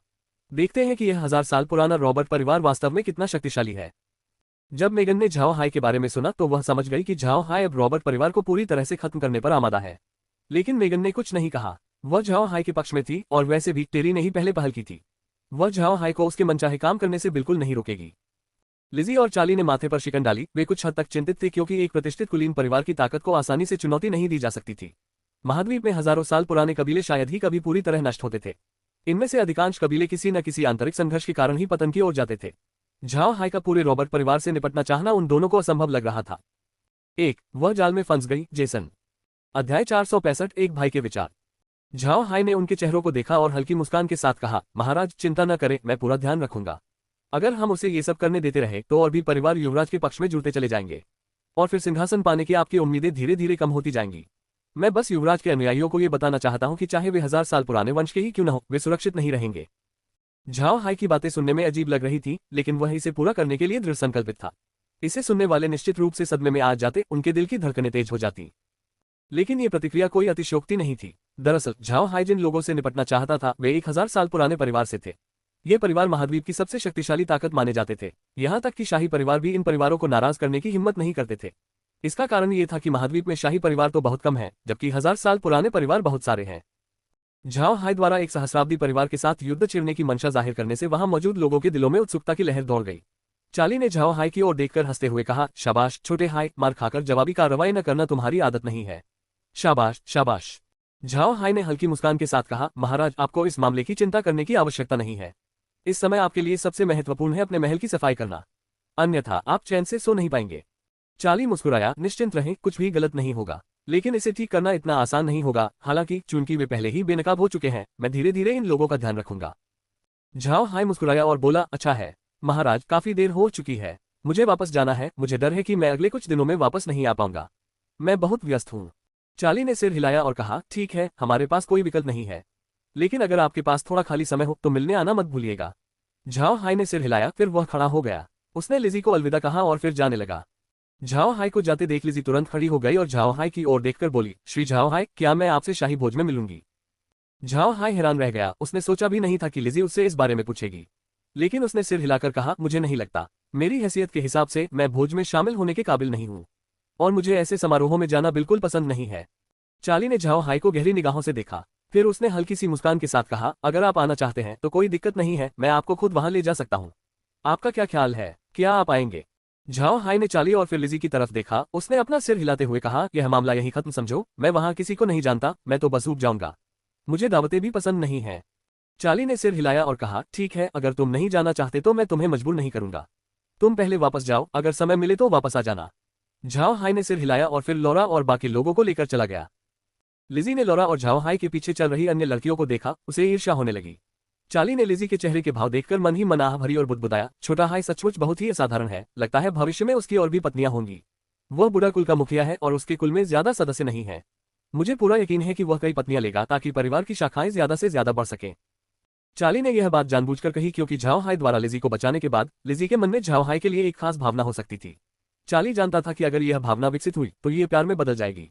उसने ऐसा इसलिए कहा ताकि लिजी का दिल टूट जाए। चार्ली को अच्छी तरह पता था कि लिजी के दिल में कितना स्वाभिमान है। वह निश्चित रूप से ऐसे किसी व्यक्ति से शादी करने के लिए राजी नहीं होगी जिसके अन्य महिलाओं के साथ संबंध रहे हो। अगर झाओ हाई ने पहले शादी कर ली होती तो लिजी को कुछ कहने को नहीं होता, लेकिन अगर झाओ हाई भविष्य में और शादी करना चाहता तो यह निश्चित था कि लिजी इसे स्वीकार नहीं कर पाती। चार्ली चाहता था कि लिजी यह समझे कि झाओ हाई भविष्य में और भी पत्नियां रखेगा। चार्ली की बातें सुनकर लिजी के चेहरे का रंग थोड़ा बदल गया, लेकिन वह तुरंत सामान्य हो गया। हालांकि चार्ली जानता था कि उसकी बातें लिजी तक पहुंच चुकी थीं। चार्ली ने इस विषय पर और कुछ नहीं कहा। वह लिजी की ओर मुड़ा और बोला, लिजी, अब जब बिग ब्रदर ने हमारे प्रति अपनी चिंता पूरी तरह से मिटा दी है तो तुम्हें और सावधान रहने की जरूरत है। ठीक है, मैं सच में नहीं चाहता था कि ऐसा हो, लेकिन बिग ब्रदर ने तुम्हें अपनी साजिशों में शामिल कर लिया, इसके लिए मैं तहे दिल से माफी मांगता हूँ। लिजी ने सिर हिलाकर कहा, नहीं तीसरे भाई, इस मामले में आपकी कोई गलती नहीं है, मुझे उनसे ऐसी उम्मीद नहीं थी। तीसरे भाई, आज से मैं आपका पूरा समर्थन करूंगी। चार्ली ने कड़वी मुस्कान के साथ कहा, छोड़ो ये सब, पिताजी तुम्हें इसलिए पसंद करते हैं क्योंकि तुम्हें इन सब बातों की कभी परवाह नहीं थी। अगर तुम इनमें हिस्सा लोगे तो मुझे डर है कि तुम अपनी मौजूदा हैसियत बरकरार नहीं रख पाओगे। कोई बात नहीं, अपने तीसरे भाई की चिंता करने की जरूरत नहीं है। कोई भी तुम्हारे तीसरे भाई को परेशान करके बाद में आराम से नहीं रह सकता। लिजी ने चार्ली को घूर कर देखा, उसने इस बारे में और कुछ नहीं कहा। उसने बस हल्का सा अभिवादन किया और बोली, तीसरे भाई, मैं वापस जा रही हूँ। फिर वो मुड़कर चली गई। रोसेन साम्राज्य में राजकुमार के वयस्क होने के बाद उसे अपना महल के बाहर बनवाना अनिवार्य था। ये नियम राजकुमारियों पर लागू नहीं होता था, वे विवाह से पहले शाही महल में ही रहती थी। यदि कोई राजकुमारी सम्राट की प्रिय होती तो सम्राट उसे महल में निवास प्रदान करते, जिससे वह अपने पति के साथ महल में रह सकती थी। यदि कोई राजकुमारी सम्राट की प्रिय नहीं होती तो वह केवल अपने पति के साथ रहने के लिए महल छोड़ सकती थी। झाओ हाई की अभी तक शादी नहीं हुई थी। लिजी की भी सगाई नहीं हुई थी, इसी वजह से वह अभी भी शाही महल में रहती थी। लिजी को जाते देख चाली ने आह भरी। उसे लिजी की सेहत की चिंता सता रही थी। वह दयालु और समझदार महिला थी, लेकिन थोड़ी घमंडी भी थी और किसी आम आदमी को अहमियत नहीं देती थी। आज झाओ हाई द्वारा उसकी जान बचाने का उस पर निश्चित रूप से गहरा प्रभाव पड़ा। इसके अलावा झाओ हाई द्वारा परिस्थिति को खूबसूरती से संभालने के कारण लिजी ने उसके बारे में अपनी राय बदल दी। इस मामले में दिक्कत सिर्फ ये थी कि झाओ हाई की पहले से ही 3 मंगेतरें थी, लेकिन लगता है कि अब चौथी हो जाएंगी। ऐसा इसलिए क्योंकि लौरा के साथ हमेशा नीर रहता था। इसी वजह से चाली लिजी को झाओ हाई से शादी का प्रस्ताव नहीं दे पा रहा था। चाली के नजरिए से झाओ हाई की ताकत लिजी के लायक थी। अगर झाओ हाई की कई पत्नियां न होती तो चाली उनकी शादी देखकर खुश होता। आखिरकार वह एक बड़ा भाई था जो अपनी छोटी बहन को चोट नहीं पहुंचाना चाहता था। चाली अपनी बहन को अपने पति का दिल जीतने के लिए दूसरी महिलाओं से लड़ते हुए नहीं देखना चाहता था। झाओ हाई को इस समय इनमें से किसी बात का ख्याल नहीं आ रहा था। वह फिलहाल लौरा और बाकी लोगों के साथ अपनी गाड़ी में बैठा था।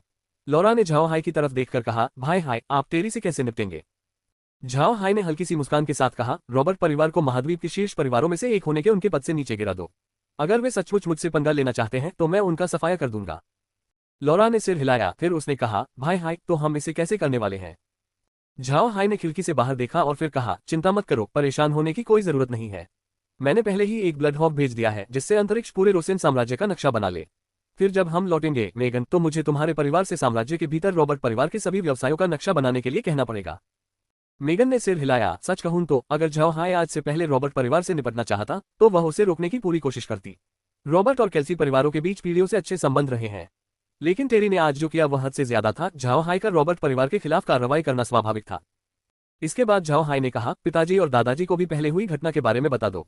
उन्हें तैयार रहने को कहो। अगर रॉबर्ट परिवार सचमुच हमसे लड़ना चाहता है तो काल्सी परिवार को रॉबर्ट परिवार के कारोबार को अपने हाथ में लेने के लिए तैयार रहना होगा।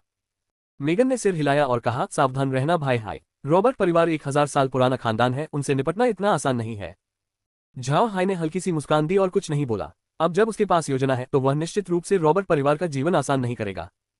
उनकी गाड़ी तुरंत डार्क सोल्जर फोर्ट लौट गई। चूंकि काफी रात हो चुकी थी, इसलिए रात की शिफ्ट में काम करने वाले गार्डों और नौकरों को छोड़कर बाकी सभी आराम कर चुके थे। झाओ हाई किसी को परेशान नहीं करना चाहते थे, इसलिए वे आराम करने के लिए अंतरिक्ष में जाने से पहले सीधे अपने आंगन में चले गए।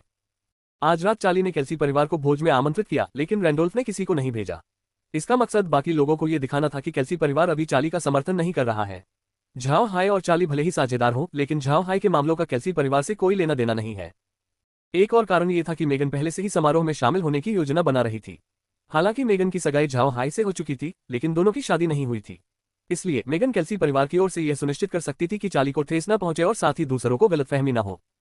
रात बिना किसी परेशानी के गुजर गई। अगली सुबह झाओ हाई ने अपने बाल संवारे और चेहरा धोया, फिर बाकी लोगों के साथ नाश्ता किया। जैसे ही उसने एक निवाला लिया, स्मिथ ने किसी को उसे बुलाने के लिए भेज दिया। झाओ हाई को यह भी पता था कि स्मिथ को कल की घटनाओं की जानकारी थी। ऐसा लगता है कि स्मिथ अभी भी झाओ हाई से विस्तार से जानना चाहता था। झाओ हाई ने बिना किसी झिझक के नौकर के साथ रसलिंग ट्री कोर्टयार्ड के बैठक कक्ष में प्रवेश किया। वहां केवल स्मिथ ही नहीं, रैंडोल्फ भी मौजूद था। समूह द्वारा एक दूसरे का अभिवादन करने के बाद रैंडोल्फ ने झाओ हाई को बैठने के लिए कहा और फिर पूछा, छोटे हाई, हमें कल की घटनाओं के बारे में ध्यानपूर्वक बताओ। झाओ हाई ने सिर हिलाया, फिर उसने रैंडोल्फ को कल शाम की घटना बताई। झाओ हाई ने गंभीर स्वर में कहा, यह मामला निश्चित रूप से टेरी और युवराज के बीच मिलीभगत से रचा गया है। इसके अलावा मुझे लगता है कि रॉबर्ट परिवार पहले ही युवराज के साथ हो चुका है। अगर रॉबर्ट परिवार ने ऐसा नहीं भी किया तो टेरी ने तो जरूर किया होगा। झाओ हाई की बात सुनने के बाद रैंडोल्फ ने भौहें चढ़ा ली और कहा, यह सिर्फ टेरी का युवराज के साथ गठबंधन नहीं है। ऐसा लगता है कि यह फैसला खुद रॉबर्ट परिवार ने लिया है। टेरी उनका उत्तराधिकारी है, परिवार की मंजूरी के बिना उसका युवराज के पक्ष में जाना बहुत अजीब बात होगी। स्मिथ ने भी सिर हिलाया, ऐसा ही लगता है। मुझे नहीं लगा था कि रॉबर्ट परिवार सार्वजनिक रूप से युवराज का समर्थन करेगा। ये वाकई एक अजीब मामला है। पिताजी, क्या आपको लगता है कि हमें तीसरे राजकुमार का पूरी तरह से समर्थन करना चाहिए? अध्याय 466, जेसन के घर जाना। रैंडोल्फ ने सिर हिलाते हुए कहा, समझो, यह मामला खत्म। रॉबर्ट परिवार अपने मामलों को कैसे आगे बढ़ाना चाहता है, इससे हमारा कोई लेना देना नहीं है। उत्तराधिकार की लड़ाई के संबंध में हम अपने रुख पर कायम रहेंगे। ठीक है लिटिल हाई, तुम रॉबर्ट परिवार से कैसे निपटोगे? रैंडोल्फ जानता था कि झाओ हाई चुप रहने वाला नहीं था। टेरी ने जिस तरह से उसके खिलाफ साजिश रची थी, झाओ हाई इस मामले को जरूर नहीं भूलेगा। झाओ हाई ने हल्की सी मुस्कान के साथ कहा, कुछ दिनों में मैं रॉबर्ट परिवार से निपट लूंगा, लेकिन अगर वे मुझे परेशान करते रहे तो मेरे पास उन्हें खत्म करने के अलावा कोई विकल्प नहीं बचेगा। रैंडोल्फ और स्मिथ को झाओ हाई की असली ताकत का अंदाजा नहीं था, लेकिन जब उन्होंने उसकी बातें सुनी तो वे भौहें चढ़ाने से खुद को रोक नहीं पाए। उन्हें लगा कि झाओ हाई की बातें कुछ ज्यादा ही शेखी बघारने वाली हैं। स्मिथ ने मुंह खोलकर कहा, छोटे हाई, तुम्हें हजारों साल पुराने कुलों से सावधान रहना होगा, वे इतने सरल नहीं हैं। तुम्हें पता होना चाहिए कि 9वें दर्जे के विशेषज्ञ 1000 साल से भी ज्यादा जी सकते हैं। सबको पता था कि रॉबर्ट परिवार में 5 9वें दर्जे के विशेषज्ञ हैं, लेकिन हमें उनके छिपे हुए तुरुप के पत्तों का भी ध्यान रखना होगा। तुम्हें सावधानी से काम लेना होगा। झाओ हाई ने सिर हिलाते हुए कहा, मैं ध्यान रखूंगा। चाचा को चिंता करने की जरूरत नहीं है। स्मिथ ये भी जानता था कि झाओ हाई उसकी बात समझ गया है, इसलिए उसने उसे और चेतावनी नहीं दी। उसने बस सिर हिलाया और पूछा, आज तुम क्या करने की योजना बना रहे हो? झाओ हाई ने कुछ देर सोचा और फिर कहा, कल शाम जेसन के साथ बहुत अच्छा समय बीता, हम दोस्त बन गए हैं। आज मैं क्रूक परिवार के घर जाकर उससे मिलने की सोच रहा हूँ। साथ ही मैं परिवार को कुछ उपहार भी दे देता हूँ। अगर ये खाने की चीजें क्रिसमस के बाद तक रखी रहीं तो उनका स्वाद जरूर बदल जाएगा। स्मिथ ने सिर हिलाया और कहा, ठीक है, यह अच्छी बात है। भले ही क्रूक परिवार 1000 साल पुराना वंश न हो, लेकिन रोसेन साम्राज्य में वे काफी सक्षम परिवार हैं। आपको उनसे मिलना चाहिए। रेंडोल्फ ने भी सिर हिलाया, मुझे सच में उम्मीद नहीं थी कि तुम उस लड़के जेसन से दोस्ती कर लोगे। उस लड़के की बदजुबान बहुत मशहूर है। उसने तुम्हारे अलावा भी कई लोगों को परेशान किया है। झाओ हाई ने हल्की सी मुस्कान दी और कुछ नहीं कहा। रेंडोल्फ ने आकाश की ओर देखते हुए कहा, तुम्हें जल्दी निकलना चाहिए। मुझे भी कुछ काम निपटाने हैं। मैं पहले चलता हूँ। फिर वह खड़ा हुआ और जाने के लिए मुड़ गया। झाओ हाई और स्मिथ उसे आंगन के निकास द्वार तक छोड़ने गए। रेंडोल्फ के जाने के बाद स्मिथ झाओ हाई को वापस कमरे में ले आया। बैठने के बाद स्मिथ ने पूछा, छोटे हाई, मुझे बताओ, क्या तुम में रॉबर्ट परिवार से निपटने की ताकत और आत्मविश्वास है? झाओ हाई ने सीधे शब्दों में कहा, मुझे पूरा भरोसा है। स्मिथ ने झाओ हाई की ओर देखा और भौहें चढ़ा ली। उसे झाओ हाई पर विश्वास नहीं हो रहा था। वह जानता था कि इस मामले में यूं ही आत्मविश्वास नहीं दिखाया जा सकता। सदियों पुराने परिवार कोई मजाक नहीं होते। झाओ हाई का इतना आत्मविश्वास देखकर स्मिथ को लगा कि वह बहुत घमंडी है। स्मिथ के चेहरे के भाव देखकर झाओ हाई समझ गया कि वह क्या सोच रहा है। उसने आगे कहा, चाचा जी, निश्चिंत रहिए, अगर मुझे आत्मविश्वास है तो मैं इसे जरूर कर सकता हूँ। आपको चिंता करने की कोई जरूरत नहीं है। स्मिथ ने झाओ हाई की ओर देखा और आह भरते हुए कहा, समझो यह मामला खत्म हो गया है। जो भी हो, मुझे और पिताजी को कोई आपत्ति नहीं होगी। तुम जो कर सकते हो करो, ये जान लो कि कैल्सी परिवार तुम्हारे साथ है। झाओ हाई ने हल्की सी मुस्कान के साथ कहा, धन्यवाद अंकल। अगर और कुछ नहीं है तो मैं पहले चलता हूँ। स्मिथ ने सिर हिलाकर कहा, जाओ। झाओ हाई खड़ा हुआ। उसने हल्का सा अभिवादन किया और क्रूक परिवार के यहाँ जाने की तैयारी करने चला गया। उसने उन्हें उपहार में देने के लिए समुद्री भोजन भी तैयार किया। अपने घर लौटने के बाद झाओ हाई ने लौरा और अन्य महिलाओं के साथ क्रूक परिवार पर हमला करने की अपनी योजना पर चर्चा की। महिलाओं ने कोई विरोध नहीं किया। उन्होंने स्पष्ट रूप से देखा कि झाओ हाई जेसन के साथ कितना सहज था। दोनों के बीच इतनी अच्छी बनती थी, भला वे विरोध कैसे कर सकती थी। झाओ हाई ने आज लौरा और बाकी लोगों को साथ ले जाने का इरादा नहीं किया था। इस बार उसका इरादा सिर्फ परिवार से मिलने और उन्हें उपहार देने का था, इसलिए महिलाओं को साथ ले जाना उचित नहीं होता। उसने शू और शुन से अपनी गाड़ी तैयार करवाई और फिर धीरे धीरे क्रूक परिवार के निवास की ओर चल पड़ा। क्रूक परिवार का महल भी कार्सन सिटी के बाहर ही बना था। ये केल्सी परिवार के घर से ज्यादा दूर नहीं था, बस कुछ पहाड़ियों की दूरी पर था। वहां पहुंचने में 1 घंटे का समय लगता था। क्रूक परिवार ने जिस छोटे पहाड़ पर अपना किला बनाया था वह केल्सी परिवार के किले से काफी मिलता जुलता था, बस थोड़ा छोटा था। पहाड़ी पर ज्यादा पेड़ नहीं थे और किला केल्सी परिवार के किले जितना ही बड़ा था। हालांकि ये किला डार्क सोल्जर फोर्ट से थोड़ा नया दिखता था और इसका डिजाइन बहुत ही व्यावहारिक था। पहाड़ी की तलहटी में एक छोटा सा घर भी था जो किले की ओर जाने वाली सड़क की रखवाली करता था। सड़क पर एक बार भी था। जब झाओ हाई की गाड़ी पहुंची तो एक नौकर उस छोटे से घर से बाहर आया। नौकर ने सबसे पहले झाओ हाई के प्रतीक चिन्ह को देखा। वह दंग रह गया क्योंकि उसने ये प्रतीक चिन्ह पहले कभी नहीं देखा था। हालांकि ये नौकर अच्छी तरह से प्रशिक्षित था। उसने पहचान लिया कि यह प्रतीक चिन्ह किसी काउंट का है। हालांकि क्रूक परिवार की तुलना में यह मामूली बात थी, फिर भी नौकर ने गाड़ी के अंदर बैठे व्यक्ति को कम आंकने की हिम्मत नहीं की। थोड़ी देर में नौकर गाड़ी के पास पहुंचा और शुन को प्रणाम करते हुए पूछा, क्या मैं जान सकता हूं कि इस गाड़ी का मालिक कौन है? शुन, जो रथ चला रहा था, ने सेवक के अभिवादन का जवाब देते हुए कहा, बुडा वंश के मुखिया झाओ हाई बुडा। वे युवा स्वामी जेसन क्रूक से मिलने आए हैं। नौकर ने जैसे ही सुना कि ये बुडा परिवार है, वह एक पल के लिए अचंभित रह गया। उसने बुडा परिवार के बारे में सुना था और जेसन और झाओ हाई के बीच कल रात जो बातचीत हुई थी वो भी उसे पता थी। उसे उम्मीद नहीं थी कि झाओ हाई आ जाएगा। नौकर ने तुरंत जवाब दिया, महाराज कृपया। उसने अवरोध हटाने से पहले कहा। नौकर जानता था कि परिवार के युवा स्वामी के बहुत सारे कुलीन मित्र नहीं थे। उनके लिए बुडा वंश के मुखिया से मित्रता करना निश्चित रूप से एक सुखद आश्चर्य था। पलक झपकते ही सारी बाधाएं दूर हो गईं। जैसे ही गाड़ी पहाड़ी की ओर बढ़ी, नौकर ने एक बार फिर प्रणाम किया। उसी समय एक बाज पर्वत की ओर उड़ गया। जब झाओ हाई की गाड़ी क्रूक परिवार के महल पर पहुंची तो जेसन पहले से ही वहां उसका इंतजार कर रहा था। झाओ हाई को गाड़ी से उतरते देखी जेसन ने तुरंत उसका स्वागत किया। वह हंसते हुए बोला, वाह, तुम तो वाकई बहुत जल्दी आ गए। झाओ हाई ने उसे घूरते हुए कहा, क्या मेरा यहाँ स्वागत नहीं है? अगर नहीं तो बेहतर होगा कि मैं यहाँ से चला जाऊं। जेसन ने झाओ हाई को पकड़कर कहा, जाना, मैंने तुम्हें प्रवेश द्वार पर ही स्वागत किया था। अगर तुम यहाँ कुछ शराब नहीं छोड़ोगे तो मैं तुम्हें नहीं छोड़ूंगा। फिर वह झाओ हाई को किले की ओर खींच ले गया। उन्हें इस बात का एहसास ही नहीं हुआ कि पहरेदारों और नौकरों की आंखें गुस्से से फटी रह गई थीं। कार्सन सिटी में जेसन वाकई एक अनोखा व्यक्ति था। ये बात सिर्फ दूसरे रईसों की ही नहीं बल्कि क्रूक परिवार की भी थी। उसकी जबान बहुत खराब थी और स्वभाव भी अच्छा नहीं था। इसी वजह से इतने सालों बाद भी उसका कोई दोस्त नहीं था। किले में आने वाले लोग हमेशा जेसन के भाइयों को ही ढूंढते थे, कोई उससे मिलने नहीं आता था। हालांकि जेसन परिवार के नौकरों के प्रति अच्छा व्यवहार करता था, फिर भी वे नौकर उसके मित्र नहीं बन सकते थे, भले ही उनके बीच अच्छे संबंध हों। यही कारण था कि वहां मौजूद लोग जेसन को दूसरे रईस के प्रति इतना विनम्र देखकर काफी आश्चर्यचकित थे। राजकुमारों को भी जेसन से ऐसा सम्मान नहीं मिलता। किले में प्रवेश करने के बाद झाओ हाई ने गौर किया कि भले ही ये किला कालसी परिवार के किले जितना बड़ा था, फिर भी इसमें प्राचीन वातावरण की कमी थी। ऐसा लगा मानो इसका इतिहास अपर्याप्त था। चूंकि यह किला डार्क सोल्जर किले जितना बड़ा था, इसलिए स्वाभाविक रूप से इसमें आगंतुकों के लिए एक विशेष रथ भी था। हालांकि उनका रथ कालसी परिवार के रथ जितना आलीशान नहीं था, बल्कि बहुत ही साधारण दिखता था। 3 दरवाजे पार करने के बाद वे आखिरकार एक आंगन में पहुंचे। जेसन झाओ हाई को अपने ठहरने की जगह पर ले गया। जब दोनों बैठ गए तो झाओ हाई ने आंगन में लगे फलों के पेड़ों को देखा और मुस्कुराते हुए कहा, दिलचस्प। आमतौर पर लोग अपने आंगन में फलों के पेड़ नहीं लगाते, केवल सजावटी पौधे लगाते हैं। मैंने पहली बार किसी को अपने आंगन में फलों के पेड़ लगाते देखा है। जेसन ने नाक सिकोड़ते हुए कहा, मुझे उनके साथ एक जैसा व्यवहार क्यों करना चाहिए? मुझे तो फलदार पेड़ लगाना अच्छा लगता है। झाओ हाई ने हल्की सी मुस्कान दी और कुछ और नहीं कहा। जेसन सचमुच एक अलग तरह का इंसान था जो उसे बहुत पसंद आया। झाओ हाई ने जेसन की ओर मुड़कर कहा, ठीक है, क्या तुम्हारे पिता किले के अंदर हैं? मैं उन्हें श्रद्धांजलि देना चाहता हूँ। जेसन ने समय देखा और कहा, इस समय पिताजी और दादाजी अध्ययन कक्ष में सरकारी काम निपटा रहे होंगे। ठीक है, चलो अभी उनसे मिलने चलते हैं। जब तक हम वहां पहुंचते हैं, मैं किसी से हमारे लिए कुछ खाना तैयार करवा देता हूँ। वापस आने के बाद हम शराब पियेंगे। फिर वह खड़ा हुआ और झाओ हाई को लेकर आंगन से बाहर निकलकर मुख्य हॉल की ओर चल पड़ा। जेसन के आंगन से निकलने के बाद वे किले के बीचों बीच से होते हुए थोड़ी देर में मुख्य क्षेत्र में पहुंच गए। इस मुख्य क्षेत्र का वही कार्य था जो कालसी परिवार के मुख्य क्षेत्र का था। इसका उपयोग आधिकारिक कार्यों के लिए होता था, न कि किसी के निवास के लिए। इसलिए जेसन के पिता और दादाजी को इस समय यहाँ काम पर होना चाहिए था। जब वे मुख्य कक्ष के बैठक कक्ष में पहुंचे तो जेसन ने झाओ हाई को बैठने के लिए कहा और फिर चाय परोसने वाले नौकर की ओर मुड़कर कहा, जाओ पिताजी और दादाजी को बता दो कि बुढ़ा परिवार के मुखिया झाओ हाई मिलने आए हैं। नौकर ने प्रणाम किया और चला गया। झाओ हाई ने जेसन की ओर देखकर मुस्कुराते हुए कहा, तुम्हारे पिता और दादाजी काफी व्यस्त होंगे। तुम इतने बेफिक्र क्यों हो? क्या तुम परिवार के किसी भी मामले को नहीं संभालते? जेसन मुस्कुराया और बोला, मैंने ये जिम्मेदारी अपने सहायक पर छोड़ दी है। फिलहाल मैं पिताजी और दादाजी से सीख रहा हूँ, लेकिन चूंकि ईश्वर की कृपा का दिन नजदीक आ रहा है, इसलिए वे दोनों बहुत व्यस्त हो गए हैं। उनके पास मुझे पढ़ाने का समय नहीं है, इसलिए मुझे इतना खाली समय मिल रहा है। झाओ हाई ने कड़वी मुस्कान के साथ कहा, मुझे आपकी इस तरोताजा हालत पर ईर्ष्या हो रही है। मेरी तरह नहीं, जिसे खुद पर निर्भर रहना पड़ता है। मैं इतना थका हुआ हूं कि मेरी हालत किसी मृत व्यक्ति से कम नहीं है।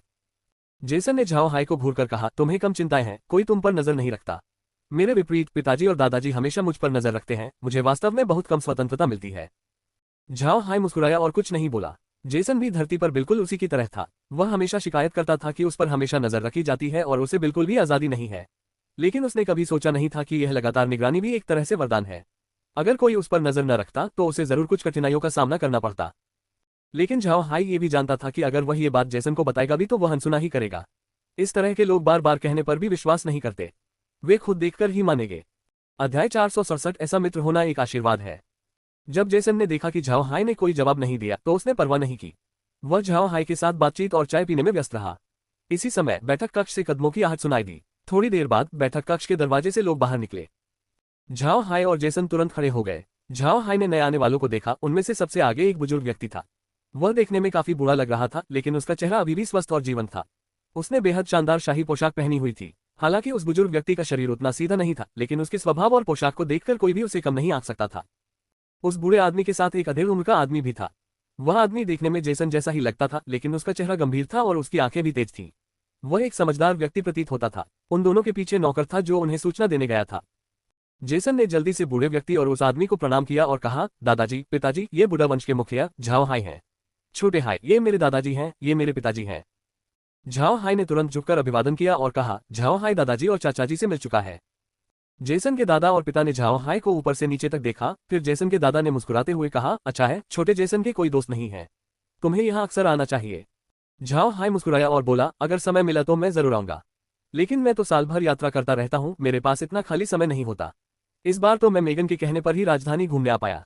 इसके बाद मैं ज्यादातर समय यहाँ नहीं रहूंगा। लेकिन दादाजी और पिताजी निश्चिंत रहें, मैं जेसन का हमेशा दोस्त रहूंगा। जेसन के दादाजी ने सिर हिलाते हुए कहा, ठीक है, तुम्हारी बातों से मुझे राहत मिली। लेकिन छोटे है, मुझे बस थोड़ी जिज्ञासा है। छोटा जेसन बहुत खुलकर बोलता है, जिससे रोसेन साम्राज्य के लोग काफी असहज महसूस करते हैं। तुम उससे दोस्त कैसे बन गए? क्या तुम उसकी बातों को बर्दाश्त कर सकते हो? झाओ हाई ने हल्की सी मुस्कान के साथ कहा, मुझे उससे बात करना अच्छा लगता है। मुझे जेसन में कुछ भी गलत नहीं लगता। हालांकि उसका रवैया बेबाक है, वह अपने मन की हर बात कह देता है, लेकिन वह एक अच्छा इंसान है, एक अच्छा दोस्त है। आजकल सच को सहने की क्षमता रखने वाले लोग बहुत कम हैं। जेसन के दादाजी हैरान रह गए। अगर ये शब्द उनके हमउम्र ने कहे होते तो अजीब नहीं लगता, लेकिन जिसने ये शब्द कहे वो तो जेसन की ही उम्र का था। इतनी कम उम्र में ऐसे विचार आना स्वाभाविक है। जेसन के पिता बैठक में आने के बाद से कुछ नहीं बोले थे। वे बस झाओ हाई को देख रहे थे, और जब झाओ हाई ने वे शब्द कहे तो वे खुद को उस युवक को घूरने से रोक नहीं पाए। जेसन के दादाजी ने सिर हिलाते हुए कहा, हाँ, बहुत बढ़िया कहा। अच्छा हुआ कि तुम जेसन के दोस्त बन गए। दोपहर को घर मत जाना, चलो साथ में शराब पीते हैं। झाओ हाई मुस्कुराया और बोला, ठीक है, मैं बाद में दादाजी और चाचाजी के साथ शराब पीने जाता हूँ। हाँ, मेरे छोटे भतीजे ने कुछ उपहार लाए हैं, मैं उन्हें बाहर रख देता हूँ ताकि आप नौकर से उन्हें भिजवा सकें।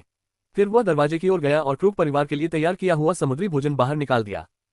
महाद्वीप में समुद्री भोजन दुर्लभ था, लेकिन क्रूक परिवार जैसे महान कुलीन वंश के लिए ये कोई नई बात नहीं थी। हालांकि झाओ हाई द्वारा लाया गया समुद्री भोजन पहले खाए गए समुद्री भोजन की तुलना में कहीं बेहतर गुणवत्ता का था। अपना उपहार निकालने के बाद झाओ हाई ने जेसन की ओर मुड़कर कहा, जेसन, किसी से कहो कि इन्हें यहाँ से ले जाए। मेरे पास देने के लिए और कोई अच्छी चीज नहीं है, मैं तुम्हारे परिवार को केवल ये समुद्री भोजन ही दे सकता हूँ। जेसन हंसते हुए बोला, वाह वाह, ये तो बहुत ही स्वादिष्ट है, आपके पास वाकई सबसे अच्छी चीजें मौजूद हैं। हा हा हा। झाओ हाई मुस्कुराया और बोला, अब और समय बर्बाद मत करो, इन्हें तुरंत रसोई में ले आओ। ठीक है, मैं कुछ बढ़िया शराब भी लाया हूँ। फिर उसने दूधिया शराब से भरे कई बड़े चमड़े के थैले निकाले। झाओ हाई और जेसन को बातें करते और हंसते हुए देखकर जेसन के दादाजी ने कहा, छोटे जेसन को आखिरकार एक अच्छा दोस्त मिल गया। वह तोहफे भी लाया है। जेसन के पिता ने सिर हिलाते हुए कहा, सच कहूं तो मुझे नहीं लगता था कि छोटे जेसन का कोई दोस्त होगा, क्योंकि वह हमेशा गंदी बातें करता है। मुझे इस लड़के की चिंता सताती रही है। जेसन के दादाजी मुस्कुराए और बोले, ये झाओ हाई नाम का बच्चा तो बहुत अच्छा है। हा हा हा। सच को पचाना बहुत मुश्किल होता है। शाबाश शाबाश। फिर जेसन के दादाजी ने आगे कहा, मैंने पहले लिटिल हाई पर शक किया था, लेकिन अब जब मैंने उसे देखा तो वह एक अच्छा इंसान लगा। ऐसा दोस्त पाकर लिटिल जेसन सचमुच अपने जीवन में भाग्यशाली है। जेसन के पिता ने सिर हिलाया और आह भरी, अच्छा दोस्त मिलना बहुत मुश्किल होता है, खासकर हमारे जैसे सामाजिक स्तर के व्यक्ति के लिए जेसन की किस्मत वाकई बहुत अच्छी है। इसी समय नौकर आए और झाओ हाई के उपहार भंडारगृह की ओर ले गए। झाओ हाई और जेसन के दादा और पिता के साथ बैठक कक्ष में लौट आए। दोनों झाओ हाई को स्नेह भरी निगाहों से देख रहे थे। जेसन के दादाजी ने झाओ हाई की ओर देखकर कहा, छोटे हाई, इस जगह को अपना घर समझो। अगर तुम आना चाहते हो तो बस आ जाओ, तुम्हें विनम्र होने की जरूरत नहीं है। झाओ हाई मुस्कुराया और बोला, बिल्कुल दादाजी, निश्चिंत रह सकते हैं। फिर जेसन के दादाजी खड़े हुए और बोले, ठीक है, तुम नौजवानों जाओ और मौज मस्ती करो। और हाँ, याद रखना, ज्यादा शराब मत पीना, क्योंकि दोपहर में तुम्हें मेरे साथ आना है। अगर नहीं आओगे तो बाद में मैं बिल्कुल अकेला रह जाऊंगा। झाओ हाई ने मुस्कुराते हुए सिर हिलाया। उन दोनों आदमियों को जाते हुए देखकर जेसन ने झाओ हाई की ओर मुड़कर कहा, चलिए मेरे आंगन में चलते हैं, वहां कुछ खाने पीने का सामान रखा है, चलिए कुछ कप पी लेते हैं, वैसे भी हमें ज्यादा पीने की जरूरत नहीं है। 2 कप शराब डालने के बाद जेसन ने झाओ हाई की ओर देखा और कहा, छोटे हाई, क्या तुम कल का मामला खत्म समझते हो? क्या तुम टेरी और युवराज से निपटना नहीं चाहते? झाओ हाई ने जेसन की ओर मुस्कुराते हुए कहा, क्या तुम मेरी मदद करना चाहते हो? क्या तुम कर सकते हो? तुम क्रूक परिवार की हैसियत जानते हो, अगर तुम इस मामले में दखल दोगे तो अच्छा नहीं होगा। लापरवाही मत करो। जेसन ने चिढ़कर कहा, कल रात जो कुछ हुआ उसके बारे में सोचते ही मुझे गुस्सा आ जाता है। उन्होंने न सिर्फ तुम्हारे खिलाफ साजिश रची, बल्कि मुझे भी उसमें शामिल किया। ये सोचकर मुझे बहुत गुस्सा आता है। झाओ हाई ने हल्की सी मुस्कान के साथ कहा, निश्चिंत रहें, मैं उस तरह का व्यक्ति नहीं हूं जो बिना पलटवार किए हार मान ले। जब जेसन ने झाओ हाई की बात सुनी तो उसकी आंखें चमक उठी और उसने कहा, सच में? क्या तुम वाकई उनसे निपटना चाहते हो? तुम्हारी क्या योजना है? झाओ हाई ने बनावटी मुस्कान के साथ जवाब दिया, मुझे उम्मीद नहीं थी कि आपकी उनसे इतनी दुश्मनी होगी। अभी मेरे पास कोई पक्की योजना नहीं है, लेकिन आप निश्चिंत रहें, मैं उन्हें चैन से जीने नहीं दूंगा। लेकिन हमें सही समय का इंतजार करना होगा। जेसन ने सिर हिलाया और कहा, ठीक है, लेकिन आपको मेरा भी ध्यान रखना होगा। अगर आपको मेरी मदद की जरूरत हो तो मुझे बताने में संकोच न करें, वरना मुझे असभ्य होने के लिए दोष मत देना। झाओ हाई ने जेसन से पूछा, तुम इतने चिंतित क्यों हो? साफ साफ कहूं तो, अगर तुम सचमुच मेरी योजनाओं में शामिल होना चाहते हो तो क्या तुम्हें लगता है कि तुम्हारा परिवार मानेगा? इस कदम को उत्तराधिकार की लड़ाई में शामिल होने के रूप में देखा जाएगा। भले ही तुम खुद का प्रतिनिधित्व करो, फिर भी तुम्हारा परिवार तुम्हारे साथ है। अगर तुम सचमुच शामिल होना चाहते हो तो तुम्हें पहले अपने पिता और दादा से पूछना होगा। जेसन ने आह भरी और शराब का गिलास उठाकर एक घूंट लिया। उसने झाओ हाई की ओर मुड़कर कहा, तुम सचमुच बेहतर स्थिति में हो। तुम जो भी करो कोई तुम्हें रोकेगा नहीं, तुम्हारे पास ज्यादा आजादी है। झाओ हाई ने आह भरते हुए कहा, हालांकि मैं अभी आजाद हूं, लेकिन आराम करने का समय बहुत कम मिलता है। मुझे अपने हर काम में अपने परिवार का ध्यान रखना पड़ता है। मैं जहां भी जाता हूं हमेशा उनकी चिंता करता हूं। चूंकि अभी तक किसी को भी हमारे ठिकाने का पता नहीं है, इसलिए मैं जिसके खिलाफ चाहूं कार्रवाई कर सकता हूं। लेकिन अगर उन्हें पता चल गया तो मेरी मुसीबतें और बढ़ जाएंगी। इसके अलावा मैं केल्सी परिवार को भी इसमें घसीटना नहीं चाहता। मेगन की मुझसे सगाई हो चुकी है, मैं उसके साथ अन्याय नहीं करना चाहता। अगर मैं केल्सी परिवार को मुसीबत में डालता हूं तो मुझे बहुत पछतावा होगा। जैसन ने झाओ हाई की तरफ देखा, फिर अचानक मुस्कुराते हुए बोला, अब जब तुम खुद कह रहे हो तो तुम वाकई काफी अच्छे हो। सच कहूं तो मैंने कल रात देखा कि राजकुमारी लिजी तुम्हें किस नजर से देख रही थी। अगर वो तुमसे शादी करना चाहे तो तुम क्या करोगे? झाओ हाई ने कड़वी मुस्कान के साथ कहा, बकवास मत करो, वो मुझसे शादी क्यों करना चाहेगी? जैसा कि तुम देख सकते हो, मैं तो बस एक काउंट हूँ, और वो भी रोसेन साम्राज्य का काउंट नहीं। तुम्हें क्या लगता है कि राजकुमारी लिजी मुझसे शादी करेगी? मजाक मत करो। जेसन मुस्कुराया और बोला, ऐसा हो सकता है। राजकुमारी लिजी की तुलना में मेगन का रुतबा उतना कम नहीं है, फिर भी उसने तुमसे सगाई कर ली। तुम्हें खुद पर और अधिक भरोसा रखना चाहिए। झाओ हाई ने उसका उपहास उड़ाते हुए कहा, दफा हो जाओ। मुझे खुद पर भरोसा क्यों नहीं होगा? अगर राजकुमारी लिजी सचमुच मुझसे शादी करना चाहती हैं, तो क्या सम्राट मानेंगे? कई महिलाओं वाले आदमी द्वारा राजकुमारी को छीन लिया जाना सम्राट की नजर में निश्चित रूप से बुरा लगेगा। जेसन ने सिर हिलाते हुए कहा, सचमुच, भले ही राजकुमारी लिजी तैयार हो, महाराज निश्चित रूप से सहमत नहीं होंगे। राजकुमारी लिजी उनकी सबसे प्रिय पुत्री है और उनका कल्याण शाही खानदान की प्रतिष्ठा से जुड़ा है। झाओ हाई मुस्कुराया और बोला, अगर मैं राजकुमारी लिजी से शादी नहीं भी करता तो भी कोई बात नहीं। आखिर मेरी पहले से ही 3 मंगेतरे हैं। मेघ मेरे साथ पली बड़ी है, उसके दादा स्पिरिट विंड ग्रीन है, जिन्हें मैं असली दादा की तरह मानता हूँ। इसके अलावा वे मेरे बुढ़ा कबीले के प्रति भी बहुत वफादार हैं। दादा ग्रीन के बिना मैं आज तक जीवित नहीं रह पाता। लॉरा ने मेरे लिए सालों की मेहनत कुर्बान कर दी और यहाँ तक कि अपने माँ की परिवार से भी नाता तोड़ लिया। मेगन को मेरे साधारण पारिवारिक पृष्ठभूमि से कोई फर्क नहीं पड़ता, उसने मुझसे शादी करने का पक्का इरादा कर लिया था। ऐसी 3 मंगेतरे पाकर ही मैं संतुष्ट हूँ। जेसन ने झाओ हाई की तरफ देखा और आह भरते हुए कहा, तुम्हारी किस्मत वाकई बहुत अच्छी है। महिलाओं के मामले में भी तुम्हारी किस्मत बहुत अच्छी है, इतनी अच्छी महिलाएं मिल जाती हैं। मुझे तुमसे बेहद ईर्ष्या होती है। झाओ हाई ने हल्की सी मुस्कान दी और कोई जवाब नहीं दिया। वह जेसन से सहमत था, क्योंकि लॉरा और अन्य लोगों की स्वीकृति प्राप्त करना निश्चित रूप से उसका सौभाग्य था। क्योंकि उन्हें दोपहर में जेसन के दादाजी के साथ शराब पीनी थी, इसलिए दोनों ने ज्यादा शराब नहीं पी। उन्होंने बस एक छोटा कप पिया और कुछ नाश्ता करने के बाद आराम किया। दोपहर के भोजन के समय जगह बहुत जीवंत थी। जेसन के दादाजी ने न केवल परिवार के जाने माने सदस्यों को आमंत्रित किया, बल्कि उन्होंने उनमें से प्रत्येक को झाओ हाई से मिलवाया भी। इससे झाओ हाई के मन में परिवार के प्रति बहुत सम्मान की भावना उत्पन्न हुई। हालांकि ऐसे मौके पर किसी के लिए जरूरत से ज्यादा खाना पीना मुमकिन नहीं था। लगभग सभी लोग वहां बातचीत करने और शिष्टाचार का दिखावा करने के लिए मौजूद थे।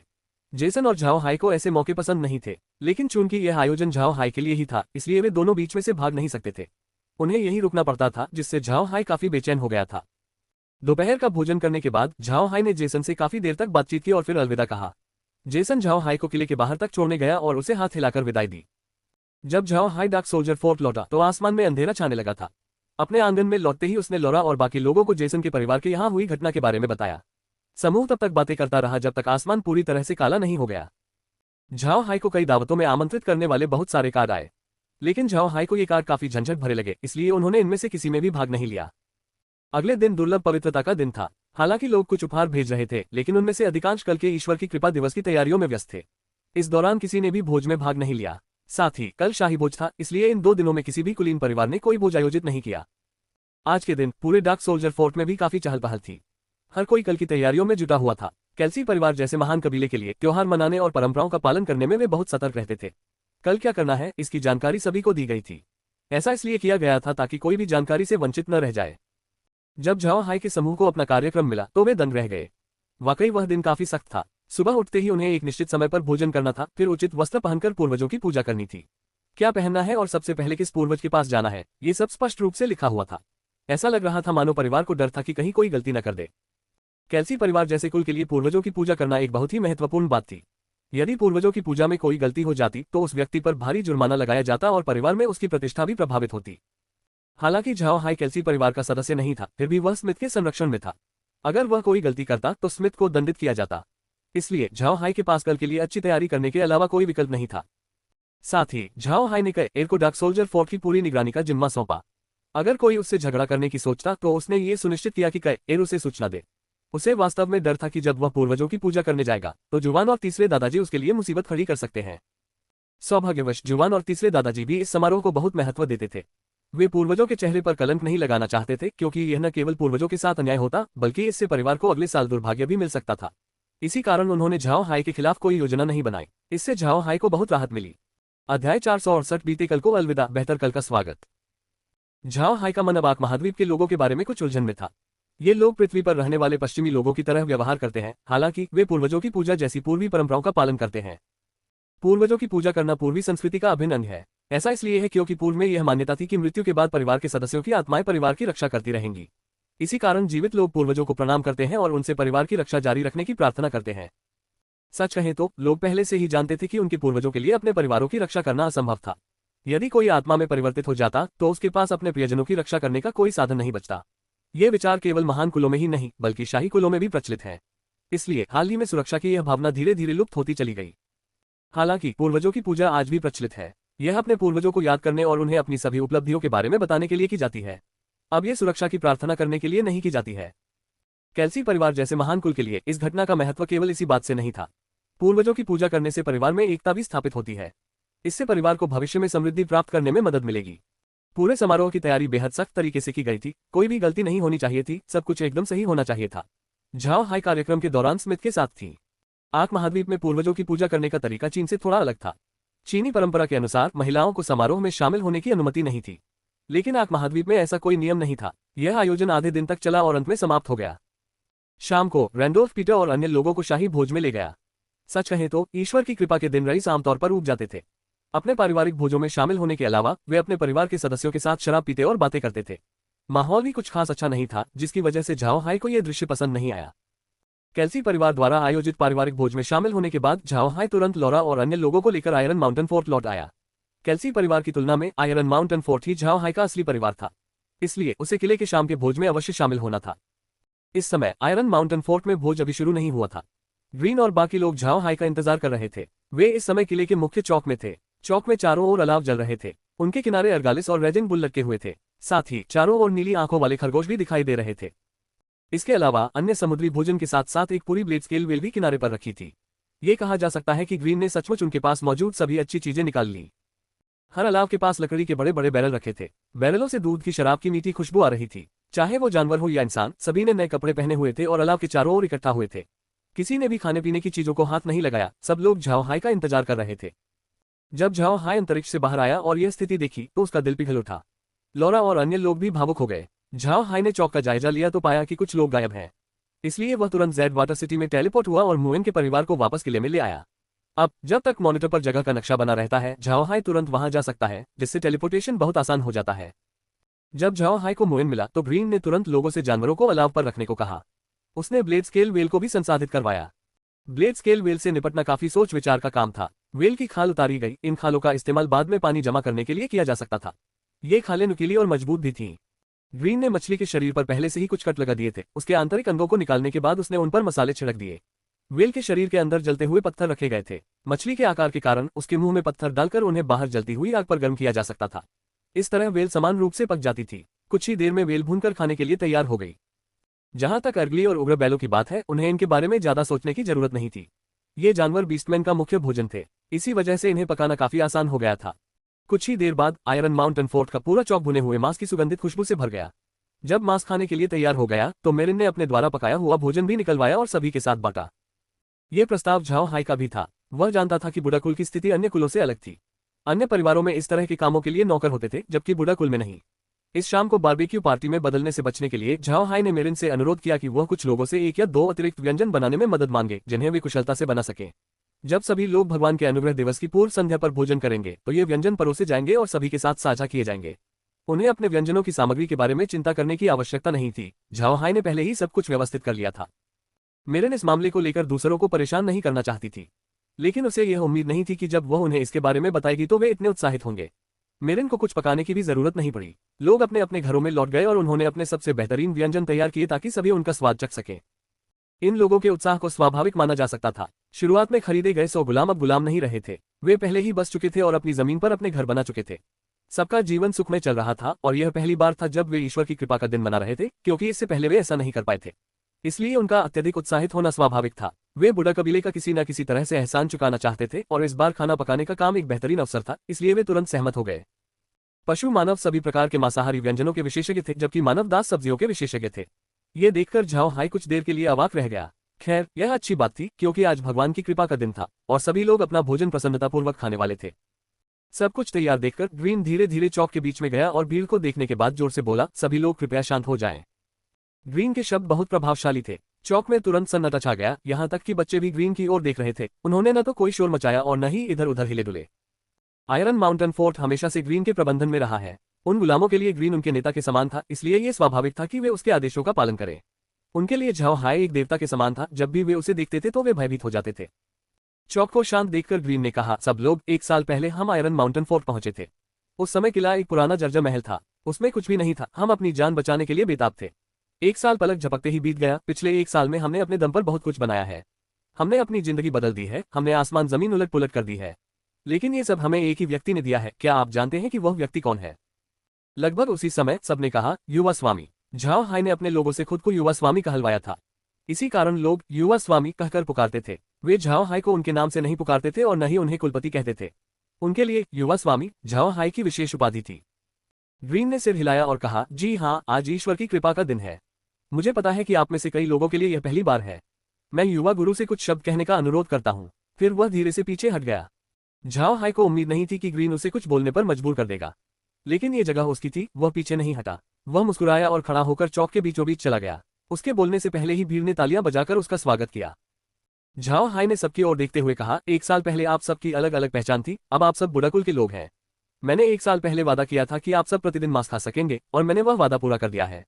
हालांकि यह मैंने अकेले नहीं किया, आप सबने अपने हाथों से मेहनत की है और इसे हासिल करने के लिए हर दिन अथक परिश्रम किया है। बुढ़ाकुल की ओर से झाओ हाई आप सबका आभार व्यक्त करता है। फिर उसने भीड़ के सामने झुककर प्रणाम किया। झाओ हाई की इस हरकत से वे सब डर गए। चाहे वे जानवर हो या इंसान, सभी घुटने टेकने लगे। कई बूढ़े जानवरों ने तो जोर से कहा, युवा स्वामी, जल्दी उठ जाए।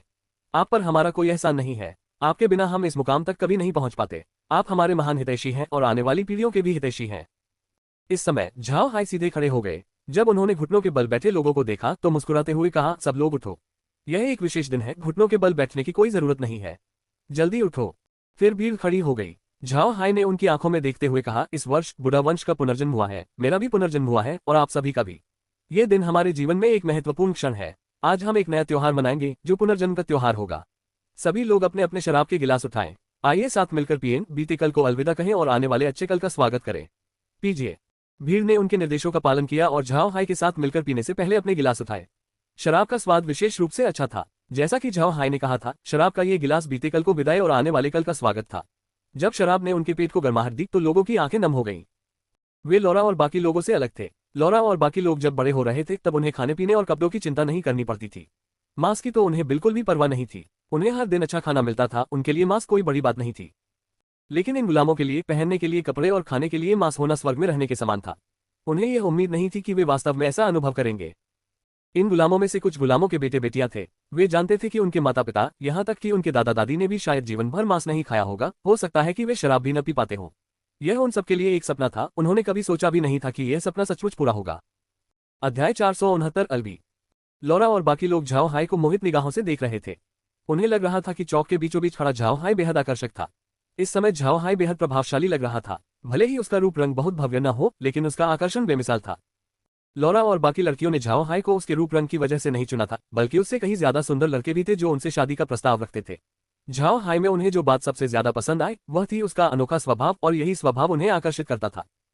झाओ हाई का स्वभाव आक महाद्वीप में रहने वालों से अलग था।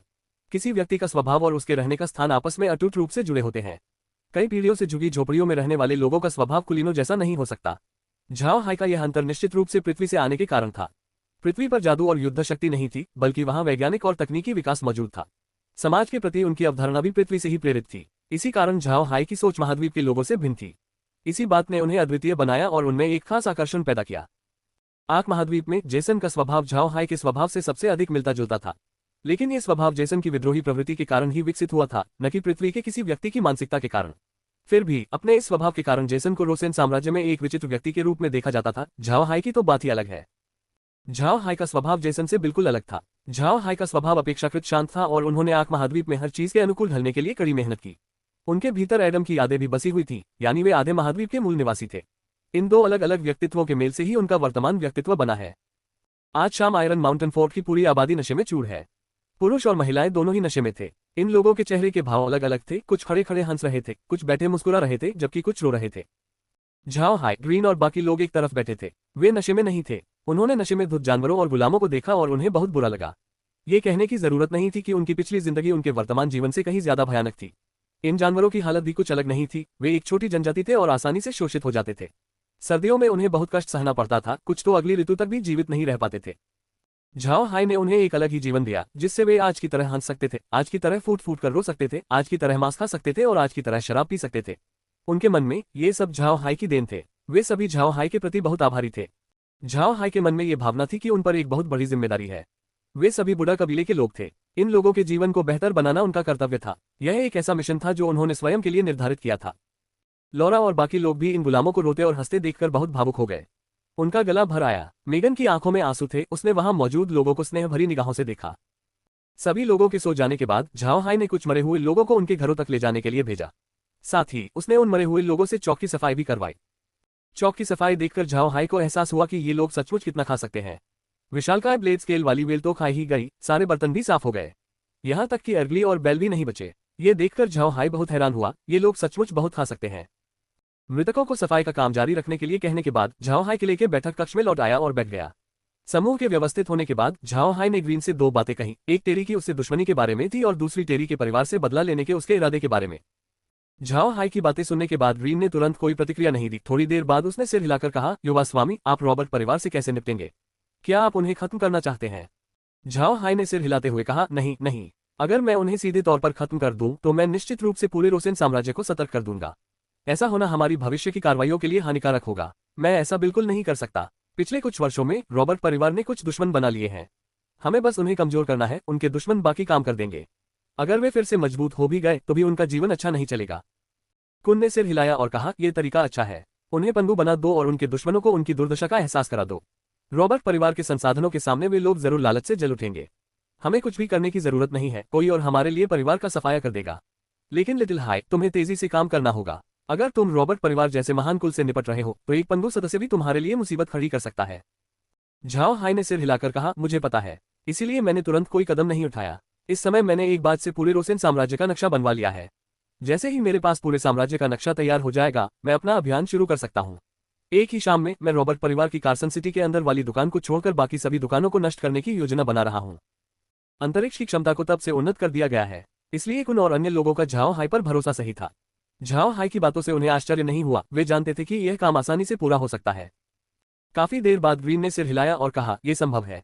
ये ईश्वर की कृपा दिवस का समय है। किसी को भी यह उम्मीद नहीं होगी कि कोई इस बार इतना साहसिक कदम उठाएगा। हम निश्चित रूप से इसे कर पाएंगे। कुन ने भी सिर हिलाया और कहा, लेकिन बेहतर यही होगा कि हम अपनी चालें छुपकर चले, किसी को पता न चले। अगर उन्हें पता चल गया तो हम भी उसी तरह निशाने पर आ जाएंगे। हमें उन्हें यह जताना होगा कि रॉबर्ट परिवार से हमारी दुश्मनी है, साथ ही उन्हें यह भी एहसास दिलाना होगा कि हम उनसे कहीं ज्यादा ताकतवर नहीं है। ठीक है लिटिल हाई, ऑपरेशन वाले दिन तुम्हारे साथ और भी लोग होने चाहिए। उनके साथ समय बिताओ, उन्हें ये सोचने पर मजबूर करो कि इसमें तुम्हारा कोई हाथ नहीं है। झाओ हाई ने सिर हिलाया। वह जानता था कि इस समय बुडा कबीले की प्रतिष्ठा काफी डावाडोल है। अगर वे दूसरों को सतर्क कर देते हैं तो भविष्य में उन्हें ज्यादा आजादी नहीं मिलेगी। कुन का प्रस्ताव काफी अच्छा था। रॉबर्ट परिवार के लोगों को मारना और उनकी दुकानों को तबाह करना और किसी को पता न चलने देना कि यह किसने किया। अगर उन्हें झाओ हाई पर शक भी हुआ तो उस समय तक उसके पास कोई पुख्ता सबूत होगा। लोगों में डर और शक तो पैदा होगा, लेकिन वे बुडा कबीले को कोई बड़ा खतरा नहीं मानेंगे। वे कबीले से बस थोड़ा बहुत ही डरेंगे और यही कबीले को इस समय चाहिए था। ग्रीन ने झाओ हाई की ओर देखते हुए कहा, युवा स्वामी, ईश्वर की कृपा के दिन के बाद मुझे डर है कि आपको प्रेरी जाना पड़ेगा। प्रेरी में आपके मामले अभी पूरी तरह से सुलझे नहीं हैं। हालांकि हरक्यूलियन बुल्स ने फाइटिंग बुल्स को हरा दिया है, लेकिन गाय प्रधान जाति में उनकी स्थिति अभी भी खतरे में है। भविष्य में प्रेरी के साथ अच्छे संबंध बनाए रखने के लिए आपको हरक्यूलियन बुल्स की स्थिति को मजबूत करने में मदद करनी होगी। झाओ हाई ने सिर हिलाते हुए कहा, चिंता मत कीजिए, मैंने इस बार समुद्री जीवों के साथ व्यापार करने के बारे में भी सोचा है। लेकिन मुझे लगता है कि भविष्य में हमें अपने लेन देन के लिए एक निश्चित समय तय करना होगा, शायद महीने में एक बार या साल में कई बार। आखिर हम हमेशा जलजीवों के साथ व्यापार करने नहीं जा सकते। अगर हम ऐसा करते रहे तो देर सवेर लोगों का ध्यान हम पर जरूर जाएगा। ग्रीन ने सिर हिलाया और कहा, युवा स्वामी, एल्फ और बॉनो की जातियों पर एक नजर क्यों नहीं डालते? आप उन्हें कब खोजने की योजना बना रहे हैं? उनके पास भी बहुत सारे विशेष जानवर और पौधे हैं। उनके संग्रह अंतरिक्ष को उन्नत करने के लिए अच्छे साबित हो सकते हैं। झाओ हाई ने कुछ देर सोचा और फिर आह भरते हुए कहा, मुझे खेद है कि मुझे इसे बात के लिए टालना पड़ेगा। आने वाले दिनों में मुझे बहुत सारे काम निपटाने हैं। पहले हमें इस महाद्वीप में अपनी मजबूत पकड़ बनानी होगी और यहाँ के निवासियों को अपने बुडा कबीले को स्वीकार करवाना होगा। उसके बाद ही हम अन्य मामलों के बारे में सोच सकते हैं। ग्रीन ने सिर हिलाते हुए कहा, ठीक है, चलिए इंतजार करते हैं। अंतरिक्ष की वर्तमान क्षमता वैसे भी बहुत अच्छी है। हमें इस समय इसे अपग्रेड करने की चिंता करने की जरूरत नहीं है। झाओ हाई ने बनावटी मुस्कान के साथ कहा, मैं सच में इंतजार नहीं करना चाहता, क्योंकि जब स्पेस 50वें स्तर पर पहुंच जाएगा तो शायद यह उच्च स्तरीय पौधे लगा पाएगा, जिससे 9वें रैंक तक पहुंचना बहुत आसान हो जाएगा। लेकिन अब लगता है कि हमारे पास इंतजार करने के अलावा कोई और विकल्प नहीं है। ग्रीन हंसते हुए बोला, इस बारे में चिंता करने की कोई जरूरत नहीं है। हम बूढ़े लोग कल तो नहीं मर जाएंगे, घबराने की कोई जरूरत नहीं है। आप आराम से रहें, मैं अपने कुल की वर्तमान स्थिति से पहले ही संतुष्ट हूँ। युवा स्वामी को इस मामले को दिल पर लेने की जरूरत नहीं है। झाओ हाई ने सिर हिलाया, लगता है कि यही एकमात्र तरीका है। उसने 9वें रैंक के प्रमोशन के लिए औषधि बनाने में प्रोसेसिंग मशीन को जिन सामग्रियों की आवश्यकता होगी, उनकी जानकारी पहले ही जुटा ली थी। सामग्रियों में न केवल पौधे थे, बल्कि कुछ जानवरों का खून, हड्डियां और अन्य चीजें भी थीं। स्वाभाविक रूप से इन जानवरों का स्तर भी काफी उच्च था। इसके अलावा अंतरिक्ष के वर्तमान स्तर से झाओ हाई अभी वह औषधि नहीं बना सकता। झाओ हाई ने अंतरिक्ष के भंडार में मौजूद उत्पादों पर भी नजर डाली। उसने देखा कि पौधों और जानवरों का स्तर कितना ऊंचा हो सकता है। आश्चर्यजनक रूप से जानवरों और पौधों दोनों का उच्चतम स्तर 100 था। इससे झाओ हाई ने अंतरिक्ष को उन्नत करने के लिए कड़ी मेहनत करने का विचार किया। कुछ देर बातचीत करने के बाद झाओ हाई जाने के लिए मुड़ा। आखिरकार अब वह डार्क सोल्जर फोर्ट में ही रह रहा था। भले ही वे वहां के प्रांगण में न रहते हो, फिर भी उन्हें अंतरिक्ष में ही रहना होगा, अन्यथा किले के अंदर कुछ भी होने पर वे प्रतिक्रिया देने में असमर्थ होंगे। लौरा और बाकी सब भी अपने कमरों में लौट आईं। वे पूरे दिन बहुत थकी हुई थीं। पूर्वजों की पूजा अर्चना के बाद ही लड़कियां काफी थक चुकी थीं। हालांकि लौरा और मेघ समारोह में शामिल नहीं हो सकती, फिर भी उन्हें समारोह समाप्त होने तक एक तरफ खड़े रहना होगा, अन्यथा उन्हें अनादरपूर्ण माना जाएगा। फिर वे आयरन माउंटेन किले में आयोजित उत्सव में भी शामिल हुए। हालांकि वे खुश थे, लेकिन अंदर के सारे समारोहों से काफी थक चुके थे। दिन के अंत में उन्हें ऐसा महसूस हो रहा था जैसे उनकी हड्डियां भी दुख रही हों। अध्याय 470 त्रिआयामी मानचित्र। अगली सुबह झाओ हाय और बाकी लोग अंतरिक्ष से बाहर निकल आए। अच्छी नींद लेने के बाद उनकी सारी थकान दूर हो गई थी। वे सभी अब ऊर्जा से भरपूर थे। अंतरिक्ष से बाहर आते ही झाओ हाय ने बाहर की ठंडी हवा में सांस ली। अचानक उसके चेहरे पर मुस्कान आ गई, क्योंकि उसे लगा कि आक महाद्वीप का ईश्वरीय कृपा दिवस काफी हद तक चीनी नव वर्ष जैसा है। ये बीते वर्ष के साथ साथ आने वाले वर्ष की खुशियों का जश्न मनाने का एक उत्सव है। इसे एक साल में उसने बहुत कुछ अनुभव किया था, लेकिन सच कहूं तो जब झाओ हाय बीते साल में किए गए अपने सारे कामों के बारे में सोचता है तो सब कुछ एक सपने जैसा लगता है। वह भी समझ नहीं पा रहा था कि कैसे वह एक बेरोजगार, किताबी कीड़ा से एक पतनशील कुलीन परिवार का रईस नौजवान बन गया।